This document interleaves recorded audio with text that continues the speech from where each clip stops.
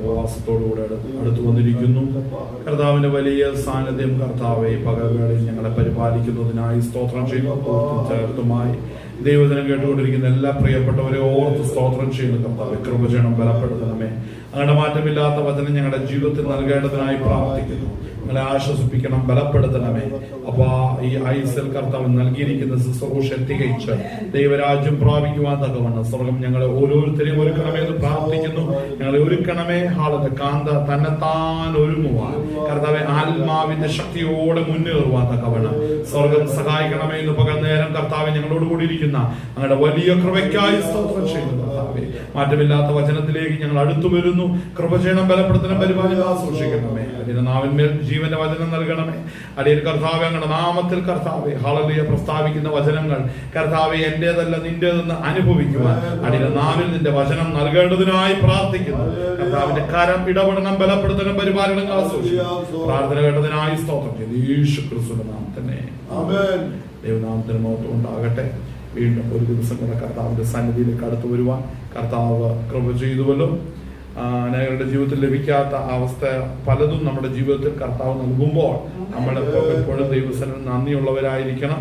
Hallelujah. ദൈവസന്നിധിയിൽ സ്വന്തം ഒരുക്കമുള്ളവരായി സ്വന്തം ഇരിക്കണം. കർത്താവിന്റെ കൃപ നമ്മുടെ മേൽ ഇന്ന് പകൽ നേരം സ്വർഗം പകർന്നുകൊണ്ടിരിക്കുന്നതിനെ ഓർത്ത് ദൈവത്തെ മഹത്വപ്പെടുത്തുന്നു.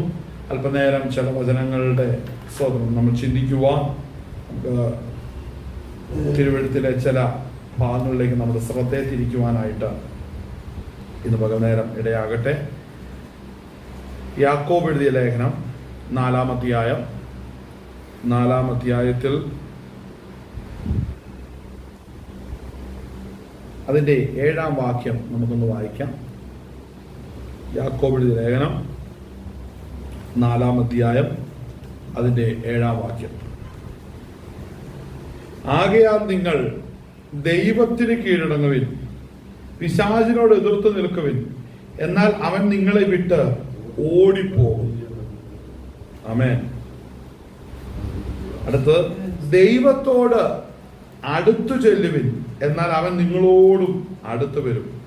പാപികളെ കൈകളെ വെടിപ്പാക്കുവിൻ, ഇരുമനസ്സുള്ളവരെ ഹൃദയങ്ങളെ ശുദ്ധീകരിക്കുവിൻ. ആമേൻ. കർത്താവായ യേശു ക്രിസ്തുവിന്റെ സുവിശേഷത്തെ അറിയിക്കുകയും കർത്താവിനെ അടുത്തറിയുകയും ചെയ്ത ശിഷ്യന്മാരിൽ ഒരു വ്യക്തിയായിരുന്ന യാക്കോബ് അപ്പോസ്തലൻ തന്റെ ശുശ്രൂഷയുടെ കാലത്തിൽ നമ്മൾ കാണുന്നത് വളരെ വ്യത്യസ്തമായ ഒരു വ്യക്തിത്വമായിരുന്നു. പ്രാർത്ഥിക്കുന്ന ഒരു ദൈവഭക്തനായിരുന്നു. സ്തോത്രം. തെരഞ്ഞെടുക്കപ്പെട്ടവരിൽ 12 പേരുണ്ടെങ്കിലും അതിൽ കോർ ഗ്രൂപ്പിൽ പെട്ട ഒരു വ്യക്തിയായിരുന്നു യാക്കോബ് അപ്പോസ്തലൻ. യാക്കോബ് അപ്പോസ്തലന്റെ സ്തോത്രം ദൈവസഭയ്ക്ക് നൽകിയിരിക്കുന്ന തന്റെ സ്തോത്രം ഓഫറിംഗ് എന്ന് പറയുന്നത് ലേഖനമാണ്. യാക്കോബ് അപ്പോസ്തലന്റെ ലേഖനത്തിൽ നമ്മൾ ആഴത്തിൽ പഠിക്കുമ്പോൾ മനുഷ്യന്റെ ശുദ്ധീകരണത്തെക്കുറിച്ചും മനുഷ്യന്റെ സ്തോത്രം യഥാർത്ഥ ഭക്തിയെക്കുറിച്ചും യഥാർത്ഥ ദൈവഭക്തി എന്താണെന്ന് നമ്മൾ മനസ്സിലാക്കുന്നത് യാക്കോബ് അപ്പോസ്തലന്റെ ലേഖനം നമ്മൾ വായിക്കുമ്പോഴാണ്. യഥാർത്ഥ ദൈവഭക്തി എന്താണ്? ഭക്തൻ ആരാണ് ദൈവഭക്തൻ? ഭക്തി എന്ന് പറഞ്ഞാൽ എന്താണ്? ഭക്തിക്കകത്ത് എന്തൊക്കെ കാര്യങ്ങൾ ഉൾക്കൊണ്ടിരിക്കുന്ന ദൈവഭക്തി മറ്റുള്ള മുമ്പിൽ സ്തോത്രം വളരെ പ്രയോജനമുള്ളതാണ്. അതിലുപരി വളരെ വിലയേറിയതാണ്. വിശ്വാസം വളരെ വിലയേറിയതാണ്. നമ്മൾ ഈ ഭാഗം നമ്മൾ വായിക്കുമ്പോൾ യാക്കോബ് അപ്പോസ്തലൻ അതിന്റെ 4-ാം അധ്യായം നമ്മൾ വായിക്കുമ്പോൾ 4-ാം അധ്യായത്തിൽ പ്രധാനപ്പെട്ട ഒരു വിഷയം എന്ന് പറയുന്നത് മനുഷ്യൻ അവന്റെ സ്വാഭാവിക ജീവിതത്തിൽ നിന്നൊരു മാറ്റം വന്ന് അവന്റെ ജീവിതത്തിൽ കലക്കങ്ങളും കഷ്ടങ്ങളും പ്രതിസന്ധികളും എഴുന്നേൽക്കുകയാണ്. യാക്കോബ് അപ്പോസ്തലൻ ദൈവസഭയെ പഠിപ്പിക്കുന്നത് നിങ്ങൾക്ക് എവിടെ നിന്നാണ് പോരാട്ടം വരുന്നത്, നിങ്ങൾക്ക് എങ്ങനെയാണ് പോരാട്ടം വരുന്നത്. നിങ്ങളുടെ ശരീരത്തിൽ പോരാട്ടമുണ്ടോ? നിങ്ങളുടെ മനസ്സിൽ പോരാട്ടമുണ്ടോ? നിങ്ങളുടെ വ്യക്തിപരമായ ജീവിതത്തിൽ പോരാട്ടമുണ്ടോ? ആ പോരാട്ടം എങ്ങനെ വരുന്നു എന്ന് വ്യക്തമാക്കുന്ന ഭാഗങ്ങളാണ് ഈ അധ്യായങ്ങൾ. ഈ പറയുന്ന വാക്യങ്ങൾ ഓരോന്നും നമ്മളിവിടെ കാണുന്നത്. യാക്കോബ് അപ്പോസ്തലന്റെ ഈ അധ്യായത്തിൽ, ഈ ലേഖനത്തിൽ ഇതിന് 4-ാം അധ്യായം പറഞ്ഞു തുടങ്ങുന്നത് ഇങ്ങനെയാണ്. നിങ്ങളിൽ ശണ്ഠയും കലഹവും എവിടെ നിന്ന്? നിങ്ങളുടെ അവയവങ്ങളിൽ പോരാടുന്ന ഭോഗേച്ഛകളിൽ നിന്നല്ലയോ? അതെ, സ്തോത്രം. ഇതിനെക്കുറിച്ച് പൗലോസ് അപ്പോസ്തലൻ പറയുന്നുണ്ട്. പാപത്തിന്റെ രാഗമോഹങ്ങൾ നിങ്ങളുടെ ജഡത്തിലാണ് ആയിരിക്കുന്നത്. ജഡത്തിൽ നിങ്ങളുടെ മനോവികാരങ്ങളിലും നിങ്ങളുടെ ആഗ്രഹങ്ങളും താല്പര്യങ്ങളിലും നിങ്ങൾ ഇരിക്കുമ്പോൾ, നിങ്ങൾ മനുഷ്യരായിരിക്കുന്നെങ്കിലും ഹല്ലേലൂയ സ്തോത്രം, നിങ്ങൾ ഇപ്പോഴും പഴയ സ്വഭാവം നിങ്ങളിൽ നിലനിൽക്കുന്നു എന്ന് വ്യക്തമാകുന്ന പല ഭാഗങ്ങളാണ് നമ്മളിവിടെ യാക്കോബ് അപ്പോസ്തലന്റെ അകത്ത് കാണുന്നത്. പൗലോസ് അപ്പോസ്തലൻ ഇതിനെ കുറിച്ച് പറഞ്ഞിട്ടുണ്ട്. അതായത് നമ്മുടെ ഈ ജഡം വീണ്ടെടുക്കപ്പെട്ടിട്ടില്ല. നമ്മുടെ ആത്മാവ് വീണ്ടും ജനിച്ചു, എന്നാൽ നമ്മുടെ ജഡം വീണ്ടെടുക്കപ്പെട്ടിട്ടില്ല. ശരീരത്തിന്റെ വീണ്ടെടുപ്പ് വരെയും നമ്മൾ ഈ ശരീരത്തിൽ ഇരിക്കും കാലഘട്ടം ഈ ശരീരത്തിന്റെ താല്പര്യങ്ങളും മോഹങ്ങളും ആഗ്രഹങ്ങളും എപ്പോഴും നമ്മുടെ ആത്മാവിനോടായിരിക്കും. അപ്പോൾ നമ്മുടെ ആത്മാവ് ജഡത്തെ അനുസരിച്ച്, ജഡത്തിന്റെ മോഹങ്ങൾക്കനുസരിച്ച് നമ്മുടെ ആത്മാവ് അതിലേക്ക് തിരിയുവാനാണ് പലപ്പോഴും ജഡം താല്പര്യപ്പെടുന്നത്. ജഡത്തിന് പല ആഗ്രഹങ്ങളുണ്ട്, താല്പര്യങ്ങളുണ്ട്, ഇഷ്ടങ്ങളുണ്ട്. എന്നാൽ അതനുസരിച്ച് നമ്മൾ ജീവിച്ചാൽ നമ്മൾ മരിക്കും എന്ന് ദൈവത്തിന്റെ വചനം പറയുന്നു. നിങ്ങൾ ജഡത്തെ അനുസരിച്ച് നടന്നാൽ നിങ്ങൾ മരിക്കും നിശ്ചയം. ആമേൻ, സ്തോത്രം. റോമാലേഖനം 8-ാം അധ്യായം നമ്മൾ വായിക്കുമ്പോൾ, റോമാലേഖനം 8-ാം അധ്യായം അതിന്റെ സ്തോത്രം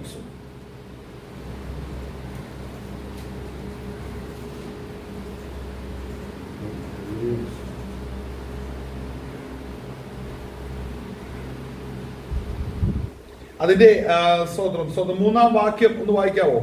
ജഡത്തിന്റെ ചിന്ത മരണം, ആത്മാവിന്റെ ചിന്തയോ ജീവനും സമാധാനവും തന്നെ.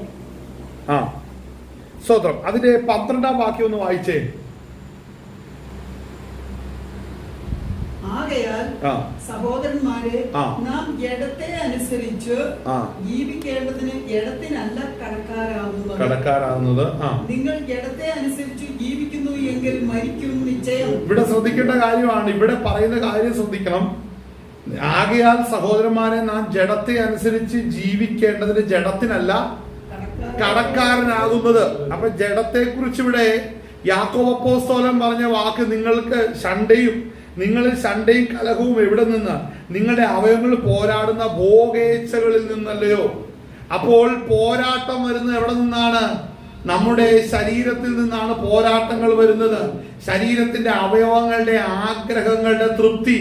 ശ്രദ്ധിക്കണം, ഒരു ദൈവഭക്തൻ, രക്ഷിക്കപ്പെട്ടവൻ, നിന്റെ ശരീരം, നിന്റെ കണ്ണ് പറയുന്നിടത്ത് നീ നോക്കാൻ പാടില്ല.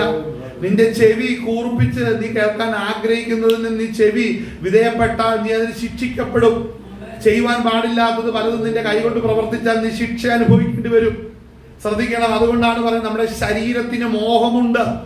നല്ലൊരു ഭക്ഷണം കണ്ടു കഴിയുമ്പോൾ, അത് വാസന മൂക്കിൽ കൂടെ വന്നു കഴിയുമ്പോൾ നമ്മുടെ നാവിൽ അതിന്റെ അതിന്റെ കൊതി ഊറുന്ന ഒരവസ്ഥയുണ്ട്. അത് കണ്ട് നമ്മൾ അതിന്റെ പുറകെ നടന്നു കഴിഞ്ഞാൽ എന്ത് സംഭവിക്കും? നമ്മുടെ ജഡത്തിനെ അനുസരിച്ച് നമ്മൾ ജീവിച്ചു കഴിഞ്ഞാൽ നമ്മൾ അതിനെക്കുറിച്ച് ഇവിടെ പൗലോസ് അപ്പോസ്തലൻ പറഞ്ഞു, നിങ്ങൾ ജഡത്തെ അനുസരിച്ച് ജീവിച്ചാൽ നിങ്ങൾ മരിക്കും. ആമേൻ. ആ മരണം എന്താണ്? ആ മരണം സംഭവിച്ചാൽ പിന്നീട് നമുക്ക് വീണ്ടെടുപ്പ് നടക്കത്തില്ല. അപ്പോൾ മനസ്സിലാക്കണം, രക്ഷിക്കപ്പെട്ട ഒരു ദൈവവ്യക്തി, സ്തോത്രം, നിങ്ങളുടെ കണ്ണ്, ചെവി, ഇന്ദ്രിയങ്ങൾ ഓരോന്നും, നിങ്ങളുടെ ശരീരത്തിലെ ഓരോ അവയവങ്ങളുടെ ആഗ്രഹങ്ങൾ അനുസരിച്ച് ജീവിക്കാൻ പാടില്ല.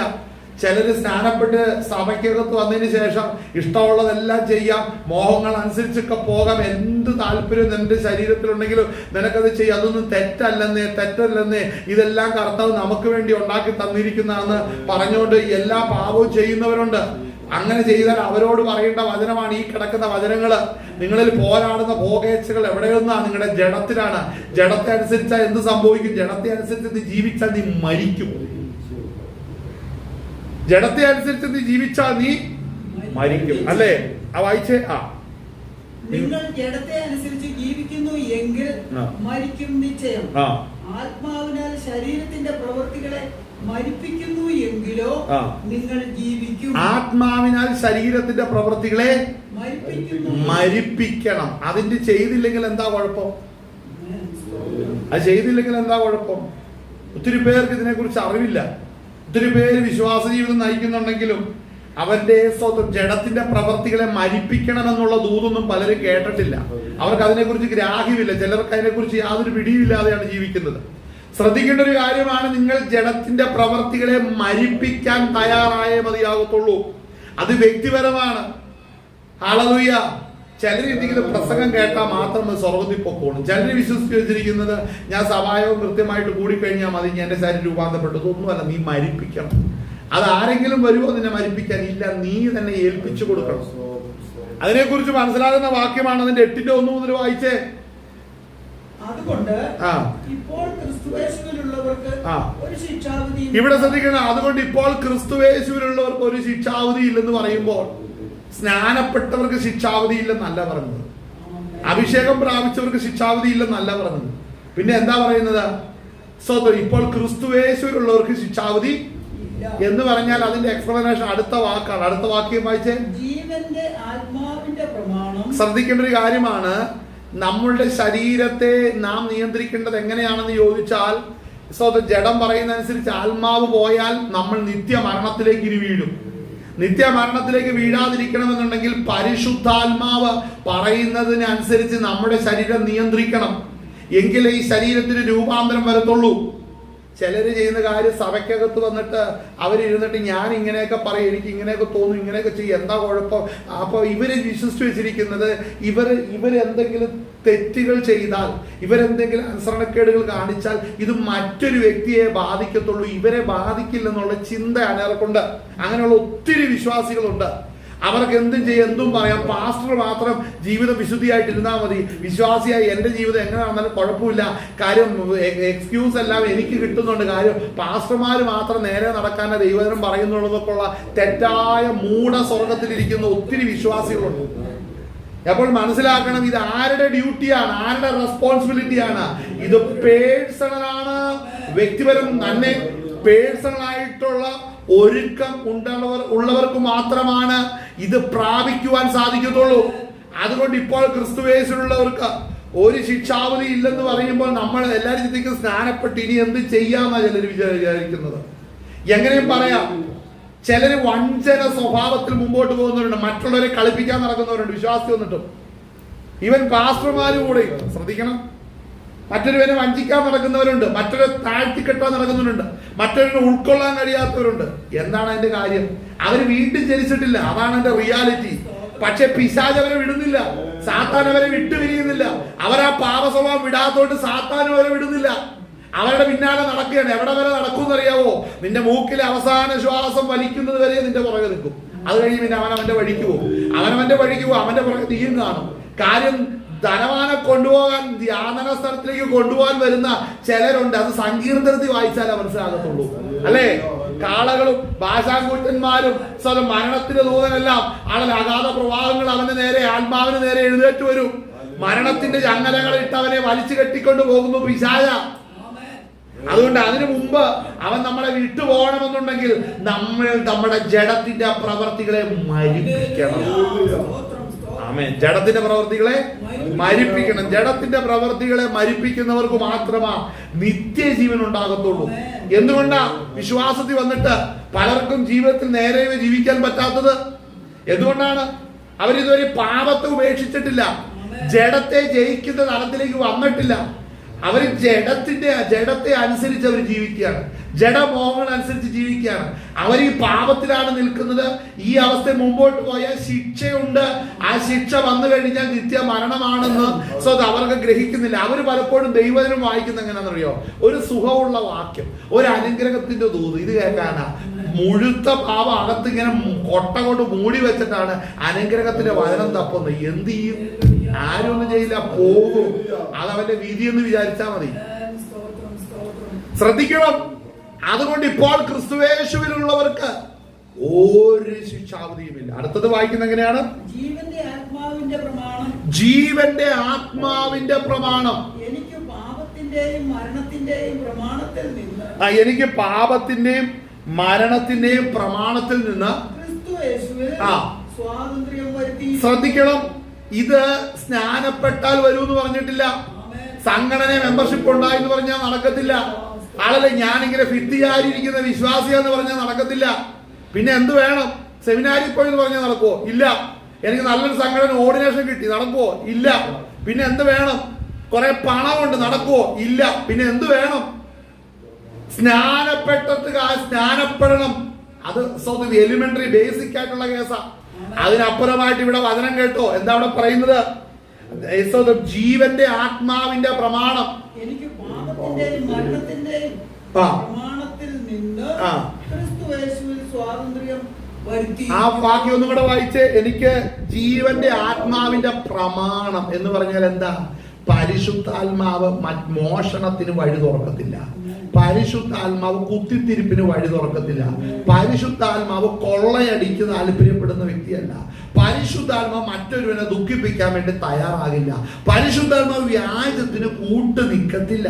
പരിശുദ്ധാത്മാവ് നിന്റെ ദ്രവ്യാഗ്രഹത്തിന് കൂട്ടു നിൽക്കത്തില്ല. പരിശുദ്ധാത്മാവ് ലോകത്തിലേക്ക് പൊയ്ക്കോ പൊയ്ക്കോ പൊയ്ക്കോ എന്ന് പറഞ്ഞ് ആഹ്വാനം കൊടുക്കത്തില്ല. ലോകത്തിൽ വലിയവനാക്കുന്നത് പരിശുദ്ധാത്മാവിന്റെ പദ്ധതിയല്ല. മനസ്സിലാകുന്നുണ്ടോ? ആത്മാവുള്ള പലർക്കും വെളിപ്പെടുന്ന ദൂതല്ല, ലോകത്തിലേക്ക് വെട്ടിപ്പോകുന്ന ചില പാതകളാണ്. ഹല്ലേലൂയ. ജീവന്റെ ആത്മാവിന്റെ പ്രമാണം എനിക്ക് പാപത്തിന്റെയും മരണത്തിന്റെയും പ്രമാണം ആ പരിശുദ്ധാത്മാവിനെ നൽകിയിരിക്കുന്ന എന്തിനാണെന്നറിയാവോ? പരിശുദ്ധാത്മാവിനെ നൽകിയിരിക്കുന്ന ഇനി മുതൽ നിന്റെ ശരീരം വീണ്ടെടുക്കുന്നത് വരെയും നീ പാപത്തെ ജയിച്ച് ജീവിക്കാനാ പരിശുദ്ധാത്മാവിനെ നൽകിയിരിക്കുന്നത്. ഒന്നും കൂടെ പറയാം, പരിശുദ്ധാത്മാവിനെ എന്തിനാണ് നൽകിയിരിക്കുന്നത്? സ്വതം പരിശുദ്ധാത്മാവ് വന്ന നാൾ മുതൽ സ്വതം നിന്റെ ശരീരം രൂപാന്തരപ്പെടുന്നത് വരെ, അല്ലെ നിന്റെ മരണം വരെ നീ പാപത്തെ ജയിച്ച് ജീവിക്കാനാ പരിശുദ്ധാത്മാവിനെ നൽകിയിരിക്കുന്നത്. അല്ലാതെ കുവൈറ്റിന് പോകാനോ ഗൾഫിന് പോകാനോ അല്ലെങ്കിൽ സ്വതം മഞ്ഞ് പെയ്യുന്ന യൂറോപ്പിലേക്ക് പോകാനൊന്നുമല്ല. ചിലര് മനസ്സിലാക്കി വെച്ചിരിക്കുന്നത് എങ്ങനെയാ? ചിലർക്ക് ഇതൊന്നും വെളിപ്പെടില്ല. അത് വേറെ സാധനമുണ്ട് ഇതിന്റെ ഇടയിൽ, വേറെ ആത്മാവുണ്ട് കയറി വന്ന് നടത്താൻ. ഇതിനാണ് പരിശുദ്ധാത്മാവ് വന്നിരിക്കുന്നത്. പരിശുദ്ധാത്മാവ് വന്നത് നീ പാപത്തെ ജയിച്ച് ജീവിക്കുവാൻ പരിശുദ്ധാത്മാവ് നിന്നെ ബലപ്പെടുത്തിക്കൊണ്ടിരിക്കും. നീ മനസ്സിലാക്കണം, നമ്മുടെ വീട്ടിലെ പിണങ്ങി കിടക്കുന്നത് പോലെ തിന്നാനും വെള്ളം കുടിച്ച് കൊടുക്കാൻ നേരത്ത് വഴക്കുണ്ടാക്കി പോയി കിടക്കുന്നവന്റെ പുറകെ അതും ഇതുമായിട്ട് എന്ന് കഴിഞ്ഞിട്ടുണ്ടെങ്കിൽ അങ്ങോട്ടും ഇങ്ങോട്ട് തിരിഞ്ഞു കിടക്കുന്നത് പോലെയുള്ള സ്വഭാവം നിനക്ക് പരിശുദ്ധാത്മാവിനോട് ഉണ്ടെങ്കിൽ നീ രക്ഷപ്പെടത്തില്ല. മനസ്സിലാവുന്നുണ്ടോ? എന്താ പറയുന്നതിന് കാര്യം? പരിശുദ്ധാത്മാവ് സ്വതന്ത്രം നിന്നോട് ഇടപെടുമ്പോൾ നീ പരിശുദ്ധാത്മാവിനോട് പ്രതികരിച്ചേ മതിയാകത്തുള്ളൂ. ചിലർക്ക് ഇതുവരെ ഈ പാപത്തെ ജയിക്കുന്നതിനെ കുറിച്ച് അറിയില്ല. നിങ്ങൾ ആരെയാ വഞ്ചിക്കുന്നതെന്ന് അറിയാവോ? നിങ്ങൾ നിങ്ങളെ തന്നെയാണ് വഞ്ചിക്കുന്നത്. പരിശുദ്ധാത്മാവ് വന്നിരിക്കുന്നത് ഇനിയൊരു ജയകരമായ ജീവിതമാണ്. ഇവിടെയാണ് അനേകര് വഴി തെറ്റിപ്പിക്കുന്നത്. പരിശുദ്ധാത്മാവ് വന്നിരിക്കുന്നത് ജയകരമായ ജീവിതമാണെന്ന് പറയുമ്പോൾ ഇത് സ്വന്തം വചനത്തിന്റെ ആഴവോ സത്യമോ ഗ്രഹിക്കാത്ത പെന്തക്കോസുകാരുണ്ട്. അത് ഇന്ന് ക്ലാസിക്കലിന്റെ വന്നുകൊണ്ട് ന്യൂ ജനറലിന്റെ അത് കിടപ്പുണ്ട്. ഇതിന്റെ ഇവര് കിടക്കുന്ന ജയകരമായ ജീവിതം എന്ന് പറഞ്ഞ് ഇവര് മനസ്സിലാക്കുന്ന ലോകത്തിൽ ഇതുവരെയും സ്വന്തം 8 നില പൊട്ടിയും ഒരു ക്ലാസ്സിൽ പോലും ജയിക്കാത്തവൻ ഇനി അങ്ങ് ജയിക്കും. ഇതുവരെ പ്രൊമോഷൻ തടഞ്ഞു കിടക്കുകയായിരുന്നു, ഇനി പ്രൊമോഷന്റെ പെരളിയാണ്.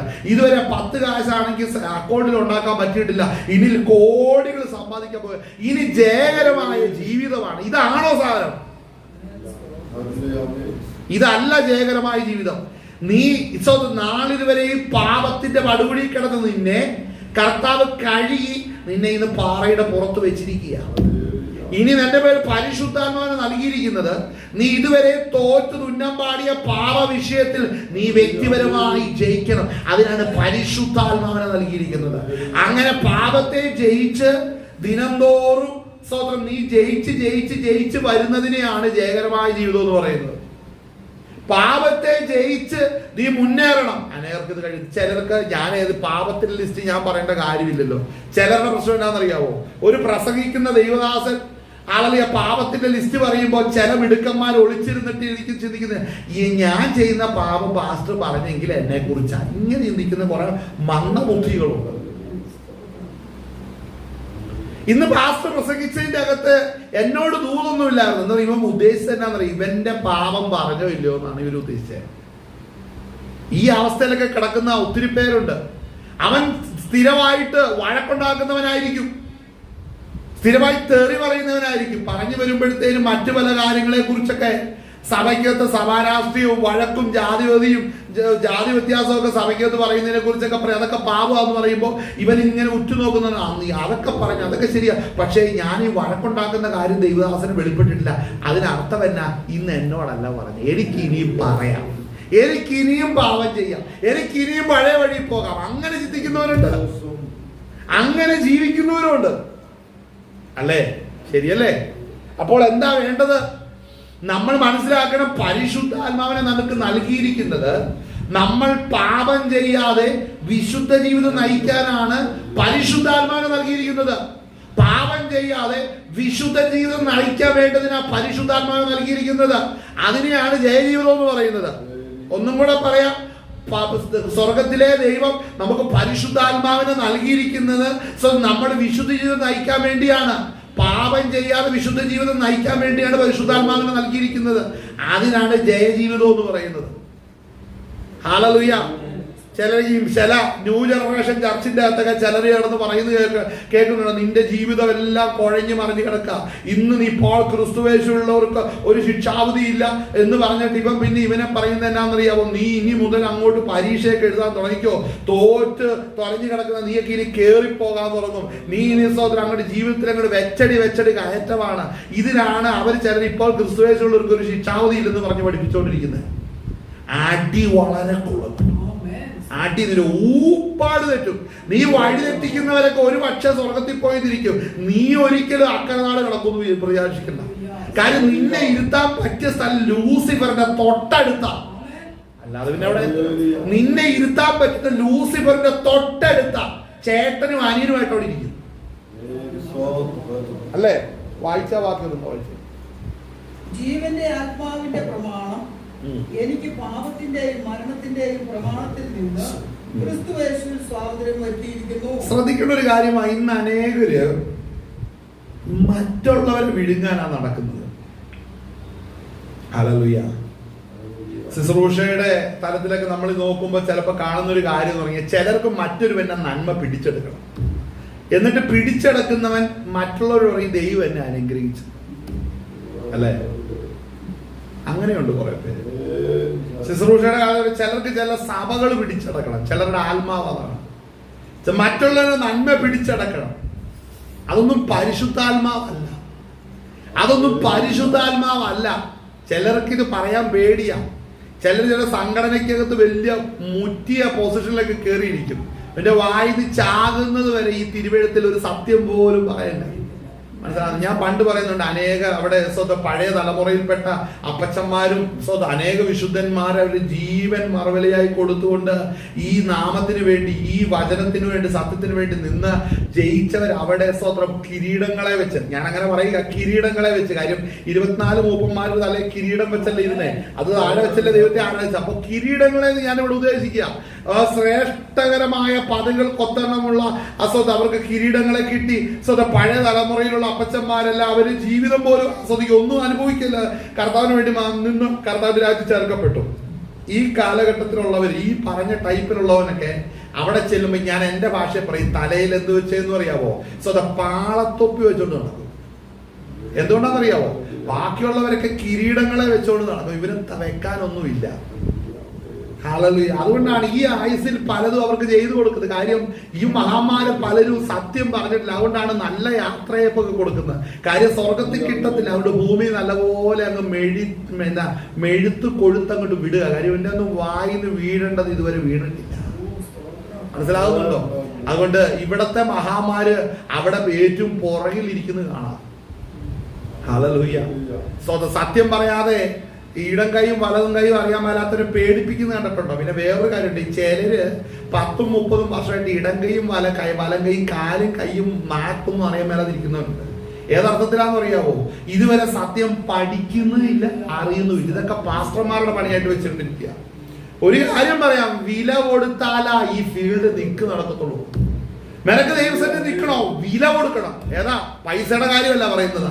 നിന്റെ സമയം, നിന്റെ ആയുസ്, നിനക്കുള്ള ആരോഗ്യമെല്ലാം ഇതിനു വേണ്ടി വേർതിരിക്കണം. മനസ്സിലാകും? അപ്പൊ എന്നാ പറ്റുന്നറിയും? ലോകത്ത് ജീവിക്കാൻ പറ്റത്തില്ല.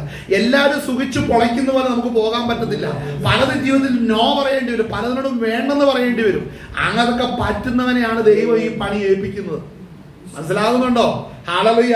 അവിടെ ഇതുപോലെ പുറകെ നിൽക്കത്തില്ല. ദൈവത്തിന് വേണ്ടി നിൽക്കുന്നവരെ കർത്താവ് അവിടെ മാനിക്കുന്ന ദിവസമുണ്ട്. ഹല്ലേലൂയ. അപ്പോൾ ഇവിടെ വചനം പറയുന്നു, ഇപ്പോൾ ക്രിസ്തുവേശുവിലുള്ളവർക്ക് ഒരു ശിക്ഷാവിധിയും. അപ്പോൾ പരിശുദ്ധാത്മാവിനെ നൽകിയിരിക്കുന്നത് എന്തിനാണെന്ന് നമ്മൾ വീണ്ടും ചിന്തിച്ച്, എന്തിനാണ് പരിശുദ്ധാത്മാവിനെ നൽകിയിരിക്കുന്നത്? സ്തോത്രം. ഹല്ലേലൂയ. നമ്മുടെ വിശുദ്ധ ജീവിതം നയിക്കേണ്ടതിനാണ് പരിശുദ്ധാത്മാവിനെ നൽകിയിരിക്കുന്നത്. അപ്പൊ പരിശുദ്ധാത്മാവിനെ നൽകുന്നതിന്റെ പിന്നിലെ ഉദ്ദേശം മനസ്സിലായോ? വായിച്ചേ, തുടർന്ന് നമ്മളത് വായിക്കുമ്പോൾ സ്തോത്രം.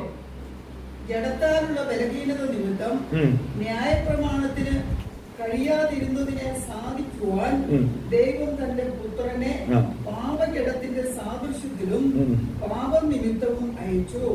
പാപത്തിന് ജഡത്തിൽ ശിക്ഷ വിധിച്ചു. അതിന്റെ 4-ാം വാക്യം. ജഡത്തെയല്ല ആത്മാവിനെ അത്രേ അനുസരിച്ചു നടക്കുന്ന നമ്മിൽ. ഇവിടെ ശ്രദ്ധിക്കണം, പൗലോസ് ഈ ലേഖനം എഴുതുന്നത് ആർക്കാന്നറിയാവോ? ആത്മാവിനെ അനുസരിച്ച് നടക്കുന്ന നമ്മിൽ. ആ നമ്മൾ ആരാ? ആത്മാവുള്ളവര്. ആർക്കാണ് ഈ പുസ്തകം എഴുതിയേക്കുന്നതെന്ന് അറിയാവോ? കാശുള്ളവനല്ല എഴുതിയേക്കുന്നത്. പുസ്തകം മേടിക്കാൻ കാശുള്ളവന്റെ കയ്യിലും അല്ല എഴുതിയിരിക്കുന്നത്. പിന്നെ സംഘടനയ്ക്കൊന്നും കയറിക്കുന്നില്ല. പരിശുദ്ധാത്മാവ് ഉള്ളവനാണ് ഈ സ്വതം ലേഖനം എഴുതിയിരിക്കുന്നത്. അവൻ വായിക്കും, അവൻ മനസ്സിലാക്കും. ബാക്കിയുള്ളവരെല്ലാം ഇവരെ കണ്ടുകൊണ്ട് നിത്യനരകത്തിലേക്കും പോകും. കാര്യം പരിശുദ്ധാത്മാവിനാലാണ് സഭ പണിയപ്പെട്ടിരിക്കുന്നത്. ചിലർ ചോദിക്കുന്ന ഒരു കാര്യമുണ്ട്, ഞങ്ങളുടെ സഭയിൽ, ഞങ്ങളുടെ കൂട്ടായ്മയിൽ ചിലർക്ക് അഭിഷേകമുണ്ട്, അവരുടെ കൂടെ ഞങ്ങൾ ഇരുന്നാൽ പോരെ, അപ്പൊ എന്തെങ്കിലും കാര്യങ്ങളുണ്ടെങ്കിൽ അവർ ദൈവത്തോട് ചോദിച്ചു പറയുന്നത്, നീ എവിടുന്ന് ഈ എന്താ പറയുക, ഇത് എന്താ പറയുക, പഴയ ന്യായപ്രമാണോ? നമ്മൾ വായിക്കുമ്പോ, പത്രോസിന്റെ ലേഖനം നമ്മൾ വായിക്കുമ്പോൾ, മുമ്പേ നിങ്ങൾക്ക് വരുവാനിരിക്കുന്ന നന്മയെ കുറിച്ച് ആരായി അന്വേഷിച്ച പ്രവാചകന്മാരോട് ദൈവത്തിന്റെ ആത്മാവ് പറയുന്നത്, ഞങ്ങൾക്കായിട്ടല്ല, തങ്ങൾക്കായിട്ടല്ല, നിങ്ങൾക്കായിട്ടത്ര ചെയ്തിരിക്കുന്നതെന്ന്. അതായത് പഴയ നിയമം നമ്മൾ വായിക്കുമ്പോൾ കണ്ട പ്രവാചകന്മാരുടെ സ്റ്റാൻഡേർഡിനുള്ളവർ, അവരുടെ സ്റ്റാൻഡേർഡിനനുസരിച്ച് നിൽക്കുന്നവർ ഈ തലമുറയിലുണ്ട്, ഈ കാലഘട്ടത്തിൽ. അത് എപ്പോഴാ? പുതിയ നിയമ ശുശ്രൂഷയ്ക്കകത്ത് എഴുന്നേറ്റ് വരുന്നുണ്ട്. യോഹന്നാനോട് സ്തോത്രം മനസ്സിലാക്കാം. മോശയുടെ സ്റ്റാറ്റസിലോട് കൂടെ നിൽക്കുന്നവർ, അബ്രഹാമിന്റെ സ്റ്റാറ്റസിലോട് കൂടെ നിൽക്കുന്നവർ, പ്രവാചകന്മാരുടെ സ്റ്റാറ്റസിലോട് കൂടെ നിൽക്കുന്ന, ദാവീദിന്റെ സ്റ്റാറ്റസിലോട് കൂടെ നിൽക്കുന്നവര്. ഹല്ലേലൂയ. അങ്ങനെ ശക്തന്മാരായിരുന്ന പ്രവാചകന്മാരുടെ സ്റ്റാറ്റസിലോട് ചേർന്ന് നിൽക്കുന്നവരാണ് പുതിയ നിയമ ശുശ്രൂഷയ്ക്കകത്ത് തെരഞ്ഞെടുക്കപ്പെട്ടിരിക്കുന്ന, വിളിക്കപ്പെട്ട ദൈവജനം എന്ന് പറയുന്നത്. അഭിഷേകമില്ലാതെ ഒരെണ്ണം പോലും ആ കൃപയിലേക്ക് പ്രവേശിക്കുന്നില്ല. വർഷങ്ങളായി സ്നാനപ്പെട്ട് കാതലും കഴുത്തേലുള്ളതെല്ലാം വലിച്ചു കളഞ്ഞാലും അഭിഷേകമില്ലാതെ ഇതിന്റെ അകത്ത് നിന്ന് എത്ര പേരുണ്ടെന്ന് അറിയാവോ? അവർ ചോദിക്കുന്ന ഫണ്ണി ആയിട്ടുള്ള ചോദ്യം എന്താണെന്നറിയാമോ? ചിലർക്കൊക്കെ അഭിഷേകം പോരെ, അവരെയൊക്കെ വെച്ചുകൊണ്ട് ദൈവസഭ നടത്തിട്ട് ഇവര് വീരവാദം എല്ലാം പറഞ്ഞിങ്ങനെ നിൽക്കും. ഇവര് നിൽക്കുന്ന എന്തിനാണെന്നറിയാവോ? ഇവരുടെ കുടുംബത്തിൽ കുറച്ച് കാര്യങ്ങൾ നടക്കണം, സാമ്പത്തികമായ ഭദ്രത വരണം, മക്കളുടെ കാര്യങ്ങളെല്ലാം സെറ്റിലാകണം. ഇതിനാണ് ഈ കൂടെ കൂടിയിരിക്കുന്നത്. അല്ലാതെ കർത്താവിന് വേണ്ടിയോ ദൈവരാജ്യത്തിന് വേണ്ടിയോ ഒന്നുമല്ല. ദൈവരാജ്യത്തിന് വേണ്ടി ഒന്നും ഇവരൊന്നും പ്രവർത്തിക്കുന്നില്ല. ശ്രദ്ധിക്കണം. അപ്പോ ദൈവത്തിന്റെ ആത്മാവിനാലാണ് ദൈവം തന്റെ സഭയെ പണിതിരിക്കുന്നത്. നമ്മൾ വായിച്ച 4-ാം വാക്യം വായിക്കുമ്പോ, ജഡത്തെയല്ല ആത്മാവിനെ അത്രേ അനുസരിച്ച് നടക്കുന്ന കണ്ടോ നമ്മിൽ. അപ്പൊ നമ്മൾ ആരാ? അഭിഷേകം ഉള്ളവരല്ലേ? അഭിഷേകമില്ലാത്ത ആരെങ്കിലും ഈ ലിസ്റ്റിലുണ്ടോ? ഈ അഭിഷേകമില്ലെങ്കിൽ ഞാൻ ചോദിക്കട്ടെ, ദൈവാത്മാവിൽ നടത്തപ്പെടുന്നവർ അതേ ആത്മാവിൽ ഏക ശരീരമാകണം. അവർക്കേ ഇത് വരും. ഇത് ആത്മീകമാണ്. ആത്മീകമാകുന്ന എങ്ങനെയാ? ആത്മാവ് ഉണ്ടെങ്കിലേ ആത്മീകമാകത്തുള്ളൂ. ആത്മാവ് ഒരുവനിൽ വന്നാലേ ഈ ആത്മാവിൽ പറയുന്നത് കേൾക്കാൻ പറ്റത്തുള്ളൂ. ഈ ആത്മാവ് നടത്തുന്ന വഴിയിലൂടെ പോകാൻ കഴിയണമെങ്കിൽ ഈ ആത്മാവിനെ പ്രാപിക്കണം. അല്ലാതെ എങ്ങനെയാണ് ഈ ആത്മാവിന്റെ വഴിയിൽ നടക്കുന്നത്?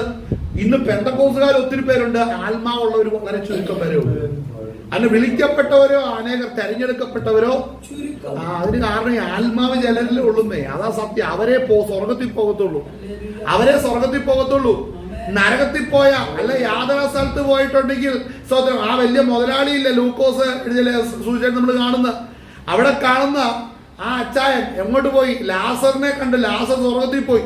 മറ്റേ ധനവാൻ നരകത്തിലേക്ക് യാതൊരു സ്ഥലത്തേക്ക് പോയി. അങ്ങേർക്ക് അബ്രഹാമിനെ അറിയായിരുന്നു, മോശയും പ്രവാചകന്മാരെ അറിയായിരുന്നു, ന്യായപ്രമാണം അറിയായിരുന്നു. എന്താ കുറവ്, എന്താ കുഴപ്പമേ? മനസ്സിലാക്കണം, ദൈവത്തിന്റെ ആത്മാവാകുന്ന പരിശുദ്ധാത്മാവില്ലാതെ അക്കരെ നാട്ടിൽ കിടക്കത്തില്ല. ലാസർ തന്റെ ഭവനത്തിന്റെ പുറത്ത് കിടക്കുമ്പോഴും താൻ ആത്മാവുള്ളവനായിരുന്നു, അഭിഷേകമുള്ളവനായിരുന്നു. അപ്പോഴും താൻ നായ്ക്കളുടെ കൂടെ കിടന്നുകൊണ്ട് ഗുണങ്ങൾ നക്കിയും കഷ്ടങ്ങൾ അനുഭവിച്ചും താൻ ഇരുന്നപ്പോഴും താൻ ആത്മാവിനാൽ നടത്തപ്പെട്ടാണ് ലാസർ എഴുന്നത്. അതുകൊണ്ടാണ് തന്നെ കൊണ്ടുപോകാൻ സ്വർഗത്തിന് ദൂതന്മാര് വന്നത്. പരിശുദ്ധാത്മാഭിഷേകം പ്രാപിക്കാത്ത ഒറ്റ എണ്ണ സ്വർഗത്തിന്റെ പടിവാതിൽ കാണത്തില്ല. പരിശുദ്ധാത്മാഭിഷേകം പ്രാപിക്കാത്ത ഒരൊറ്റ വ്യക്തി സ്വർഗത്തിന്റെ പടിവാതിൽ കാണത്തില്ല. ഹല്ലേലൂയ, കാണത്തില്ല, ഒരിക്കലും കാണത്തില്ല. ഹല്ലേലൂയ, കാണത്തില്ല. ഇന്ന് ഒത്തിരി പാസ്റ്റർമാര് തെറ്റായ ഒത്തിരി പഠനങ്ങളും പഠിപ്പീലുകളും ഉണ്ട്. ഇതിനൊന്നും തിരുവെഴുത്തുമായിട്ട് ഒരു ബന്ധമില്ല. വചനത്തിൽ പറഞ്ഞിരിക്കുന്ന ഉപദേശമായിട്ട് ഒരു ബന്ധമില്ലാത്ത പഠനങ്ങൾ ഒത്തിരി കൊണ്ടുവരുന്നുണ്ട്. അത് ജനത്തെ പിടിച്ചു നിർത്താനോ മറ്റു വളരെ പ്രസാദിപ്പിക്കാനൊക്കെ ആയിട്ട് നിൽക്കുന്നത്. സാത്താൻ അങ്ങനെ പലരെ എടുക്കും കേട്ടോ, അവർ എടുക്കും. നമ്മൾ ചിന്തിക്കുന്നത് സാത്താൻ എടുക്കുന്നത് കർത്താവിനെ അറിയുന്നത് അല്ല. കർത്താവിനെ അറിഞ്ഞ് അഭിഷേകം പ്രാപിച്ചവൻ വരെയും തെറ്റിപ്പോവനെ പിശാചിരിപ്പിട്ട് തോണ്ടിയെടുക്കാനായിട്ട്. ഹല്ലേലൂയ. അതുകൊണ്ട് മനസ്സിലാക്കണം, ആരാ വീഴുന്ന, ആരാ കൃപയിൽ നിൽക്കുന്നതെന്ന് അറിയണമെന്നുണ്ടെങ്കിൽ പരിശുദ്ധാത്മാവിനാൽ വചനത്തിന്റെ സത്യങ്ങൾക്ക് വേണ്ടി നിൽക്കണം. അവനാണ് യഥാർത്ഥത്തിൽ കൃപയിൽ നിൽക്കുന്നത്. അപ്പോൾ ആ വായിച്ച വാക്യം ഒന്ന് വായിച്ചേ. ഈ ആത്മാവ് എന്ന് പറയുന്നത് പരിശുദ്ധാത്മാവിന്റെ കാര്യം. ഈ ആത്മാവ് എന്ന് ചിലർക്ക് പിടികിട്ടത്തില്ല. ഇത് എന്തിനെ കുറിച്ചാ പറയുന്നത്? നമ്മുടെ ഉള്ളിൽ ഒരു ആത്മാവുണ്ട്, മനുഷ്യാത്മാവ്. ഇത് ഇവിടെ പൗലോസ് അപ്പോസ്തലൻ പറയുന്നത് പരിശുദ്ധാത്മാവിനെ കുറിച്ചാണ്. ഈ രക്ഷ എന്ന് പറഞ്ഞാൽ എന്താണ്? എങ്ങനെയാണ് രക്ഷ സംഭവിക്കുന്നത്? പരിശുദ്ധാത്മാഭിഷേകം പ്രാപിച്ചവന്റെ ആത്മാവിനെ പരിശുദ്ധാത്മാവ് സൂക്ഷിക്കുന്നു. അവൻ സ്വന്തം ജഡത്തെ അനുസരിക്കാതെ, ജഡം പറയുന്ന അവന്റെ ആത്മാവ് കേൾക്കാതെ, പരിശുദ്ധാത്മാവ് പറയുന്നത് കേട്ട് ജഡത്തിന്റെ വഴിയിൽ നടക്കാതെ ജഡത്തെ ആത്മാവിന്റെ നിയന്ത്രണത്തിൽ കൊണ്ടുവരികയാണ് ചെയ്യുന്നത്. അവരാണ് രക്ഷിക്കപ്പെട്ടവര്. പരിശുദ്ധാത്മാവിനാൽ അല്ലാതെ നീ രക്ഷിക്കപ്പെടത്തില്ല. നീയും നിന്റെ ആത്മാവും പരിശുദ്ധാത്മാവുമായിട്ട് ആഴത്തിൽ ബന്ധമില്ലെങ്കിൽ ഒരിക്കലും അക്കരെ നാട് കാണത്തില്ല. എന്തിനാ പരിശുദ്ധാത്മാവ് വന്നത്? പരിശുദ്ധാത്മാവ് നിന്നെ കൊണ്ടുപോകുവാനാണ് വന്നിരിക്കുന്നത്. ശ്രദ്ധിക്കണം, പരിശുദ്ധാത്മാവ് നിന്നെ കൊണ്ടുപോകുവാനാണ് വന്നിരിക്കുന്നത്. പരിശുദ്ധാത്മാവ് നിന്റെ ആയുസ്സിൽ ഇരുന്നു കൊണ്ട് കഴിഞ്ഞ നാളുകളിൽ ദൈവരാജ്യത്തെ കുറിച്ച് നിന്നെ പഠിപ്പിക്കുകയും അറിയിക്കുകയും നിന്നെ ഉറപ്പിക്കുകയും സ്വർഗത്തിന് പ്രത്യാശ കൊണ്ട് നിന്നെ നിറയ്ക്കുകയും ചെയ്യുന്നതിന് കാരണം നീ ഈ ലോകത്തിന്റെ പൗരനല്ല, നീ സ്വർഗത്തിന്റെ പൗരത്വമുള്ളവനാണ്. ഇത് പരിശുദ്ധാത്മാവാണ് ഈ ബോധ്യം നൽകുന്നത്. ഇതൊന്നും ഇതുവരെ ലഭിക്കാത്തവര് ശ്രദ്ധിക്കണം കേട്ടോ. ചിലർക്ക് ഇത് അറിയത്തില്ല. ചിലരിരുന്ന് ഉറങ്ങും. എത്ര വർഷമായി എന്നറിയാമോ? നിങ്ങൾ ചിന്തിക്കുന്ന ഇങ്ങനെയൊക്കെ ഇത് നിങ്ങൾ ചിലരുടെ വിശ്വാസം എന്ന് പറയുന്ന ഇതൊക്കെ വെറുതെയാണ്, ഇതൊന്നും ഇല്ലെന്നേ, സമയം വരുമ്പോ ഞങ്ങൾ അങ്ങനെ പോകും. മനസ്സിലാവുന്നുണ്ടോ? അങ്ങനെ പോകാൻ ഇത് നമ്മുടെ അഭയാർത്ഥി കേന്ദ്രമല്ല, ഇത് സ്വർഗത്തെ കുറിച്ചുള്ള കാര്യം പറയുന്നത്. ചിലർ ചിന്തിക്കുന്ന ഒരു ആയുസ് മുഴുവൻ ഇങ്ങനെ നിന്നുകൂടി സുഖമായിട്ട് ജീവിച്ചിങ്ങനെ പണ്ടത്തെ സൃഷ്ടി തന്നെ സ്നാനപ്പെട്ട്, ശരിയാ, സ്നാനപ്പെട്ടിട്ടുണ്ട് കേട്ടോ, അത് മാത്രമേ ഉള്ളൂ. സ്നാനത്തെ കുറിച്ച് നീ വിശ്വസിച്ചാണോ സ്നാനമേറ്റത് വെച്ചാൽ അവിടെ പറഞ്ഞ് നോക്കി നിൽക്കുക, അറിയത്തില്ല അല്ലേ? നീ വിശ്വസിച്ചാണോ സ്നാനമേറ്റെന്നൊരു ചോദ്യമുണ്ട്. സ്തോത്രം. വിശ്വാസം കേൾവിയാലും കേൾവി ദൈവത്തിന്റെ വചനത്താലും പരിശുദ്ധാത്മാവിനാലുമാണ് വചനം വരുന്നത്. പരിശുദ്ധാത്മാവിന്റെ വചനം നീ കേട്ടിട്ടുണ്ടോ എന്ന് ചോദിച്ചു കഴിഞ്ഞിട്ടുണ്ടെങ്കിൽ ഇവരെ ഒത്തിരി പേരിന്ന് മനുഷ്യരെ ആശ്രയിച്ചുകൊണ്ടിരിക്കുക. പക്ഷെ ഈ ആശ്രയം മനുഷ്യരിൽ വെക്കുന്നവനൊന്നും സ്വർഗരാജ്യത്തിൽ പോകത്തില്ലെന്ന്. അങ്ങനെ ഒരു പ്രോഗ്രാമാണ് ദൈവം ചെയ്തു വെച്ചിരിക്കുന്നത്. കർത്താവ് ഒരുക്കി വെച്ചിരിക്കുന്ന പ്രോഗ്രാം എന്ന് പറയുന്നത് ഒരുവൻ മറ്റൊരുവന്റെ കൈക്ക് പിടിച്ച് എന്നെ കൂടെ കൊണ്ടുപോകുന്ന പറയുന്ന ഒരു പരിപാടി അല്ല. ആരാണോ ദൈവാത്മാവിൽ നിറയപ്പെടുന്നത്, പരിശുദ്ധാത്മാവിന്റെ കൃപയിലേക്ക് വരുന്നത്, അവർ ദൈവരാജ്യത്തിൽ ചെല്ലണം. അങ്ങനെ ഒരു പ്രോഗ്രാമാണ് വെച്ചിരിക്കുന്നത്. അങ്ങനെ ഒരു പ്രോഗ്രാം വെക്കുമ്പോൾ ഈ ന്യായപ്രമാണം, നിങ്ങളൊരു കാര്യം ശ്രദ്ധിക്കണം, യഹൂദന് ന്യായപ്രമാണം ഉള്ളതുപോലെ എല്ലാ ജാതികൾക്കും അവരുടേതായ വിശ്വാസത്തിന്റെ പ്രമാണമുണ്ട്. അവരെല്ലാം ഒരു പ്രത്യേക സ്ഥലത്തിലേക്ക് യാത്ര ചെയ്യുന്നു, പ്രത്യേക ഒരു കെട്ടിടത്തിൽ കയറുന്നു.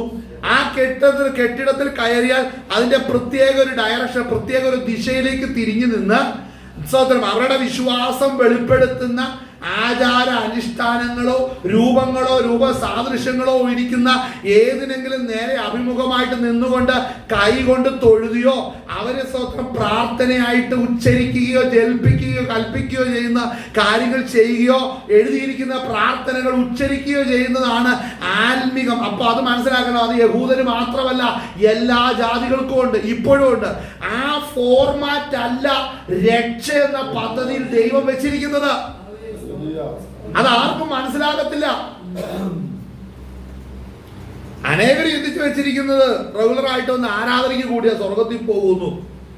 എനിക്കറിയാവുന്നുണ്ട് വർഷങ്ങളെ 40 വർഷമായി അഭിഷേകം ഇതുവരെ പ്രാപിക്കാതെ ആരാധിക്കുമ്പോ ഇങ്ങനെ കൊടുങ്കയും കുത്തി സഭാഹാളിന്റെ അകത്തിരിക്കുന്ന എത്ര എണ്ണത്തെ പ്രായമുള്ളവരെ കഷ്ടം. എന്തുകൊണ്ടായി സംഭവിക്കുന്നറിയാവോ? ദൈവാത്മാവിന് ഇതുവരെ കുറഞ്ഞിട്ടില്ല. അവർക്ക് മനസ്സിലായിട്ടില്ല. വന്ന പാസ്റ്റർമാരും മിടുക്കന്മാരും അവരെന്ത് ചെയ്യുന്നറിയാവോ? അവരാണ് മിടുക്കന്മാർ. അവരെന്ത് ചെയ്യും നോക്കുമ്പോ അവൻ എങ്ങനെ കൊടുങ്കയും കുത്തി പല തലമുറയായിരിക്കുകയാണ് അല്ലേ, എങ്ങനെ ഇരിക്കുകയാണ്. അവർക്ക് മാറ്റമൊന്നുമില്ല. അപ്പൊ പാസ്റ്റർമാർ ചിന്തിച്ചെന്നാണ് ഇവരെ നന്നാക്കാനൊന്നും പോകണ്ട, അവരെ എവിടെ ഇരിക്കട്ടെ, അടുത്ത ആൾക്ക് തട്ടി കൊടുത്തിട്ട് വേണ്ടതെന്നറിയോ? എന്റെ കാര്യം നടക്കോ, ഞാൻ സ്വർഗത്തിൽ പോകാം, അതിനു വേണ്ടി ഇവർക്ക് ഇരിക്കുക. ഇത് തന്നെയല്ലേ കത്തോലിക്ക മതം കാണിച്ചോണ്ടിരിക്കുന്നത്? ഇതല്ലേ കത്തോലിക്ക മതം കാണിച്ചോണ്ടിരിക്കുന്നത്? പെന്തക്കോസിന്റെ അകത്തുണ്ട് അനേകർ ഇങ്ങനെ കൊടുങ്കൈ കുത്തിയിരിക്കുക. ഒരു വചനം പോലും ഏറ്റെടുക്കാൻ അറിയത്തില്ല. എല്ലാരും കൈയടിക്കുമ്പോ എന്തിനാന്നറിയാതെ കൈയടിക്കുന്നത് എത്ര പേര് ഞാൻ കാണിച്ചു തരാം. എത്ര എണ്ണത്തെ അവരെ ആരങ്ങനെ ഇരുത്തിയെന്ന് ചോദിച്ചാൽ ഒരു വലിയ ചോദ്യമാണ്. ഒന്നെങ്കിൽ ദൈവം വിളിക്കാത്തവർ ഈ ശുശ്രൂഷയിൽ നിൽക്കുന്നു, അല്ലെങ്കിൽ ദൈവം വിളിച്ചവർ ഈ വേലയിൽ വന്നിട്ടില്ല. ഏതോ സംഭവിച്ചിട്ടുണ്ട്. ദൈവം വിളിക്കാത്തവർ കുറെ പേര് ഈ പണിക്കിറങ്ങി ഒന്നെങ്കിൽ, അല്ലെങ്കിൽ ദൈവം വിളിച്ചിട്ടുള്ളവർ ഇതുവരെ ഈ ഫീൽഡിൽ വന്നിട്ടില്ല. ഇതിലേതോ ഒന്നാ സംഭവിച്ചോണ്ടിരിക്കുന്നത്. ഇതിന്റെ ഇടയിൽ ദൈവം വിളിച്ചാക്കിയിരിക്കുന്നവർ ശരിയായത് വിളിച്ചു പറയുമ്പോൾ ഈ വ്യാജന്മാർക്ക് ഇളക്കം. മനസ്സിലാവുന്നുണ്ടോ കാര്യം? അതായത് എന്താ പറയുക, ഫാമിന്റെ അതോറിറ്റി ഇവർക്ക് കാര്യം. ആളും എണ്ണം കൂടുതൽ ഇവർക്കല്ലേ. ഇവർ ചിന്തിക്കുന്നത് ഞങ്ങളുടെ കൂടെ ഇത്ര ആളുണ്ടാവും, ഞാൻ പറയുന്നത് ശരി. അങ്ങനെയല്ല. ദൈവത്തിന്റെ വചനം പറയുന്നതാണ് ശരി.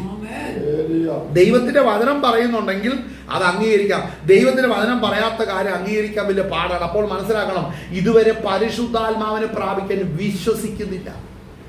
ഒരിക്കൽ പത്രോസ് ചോദിച്ചു, നിങ്ങൾ വിശ്വസിച്ചിട്ട് പരിശുദ്ധാത്മാവിനെ പ്രാപിച്ചോ?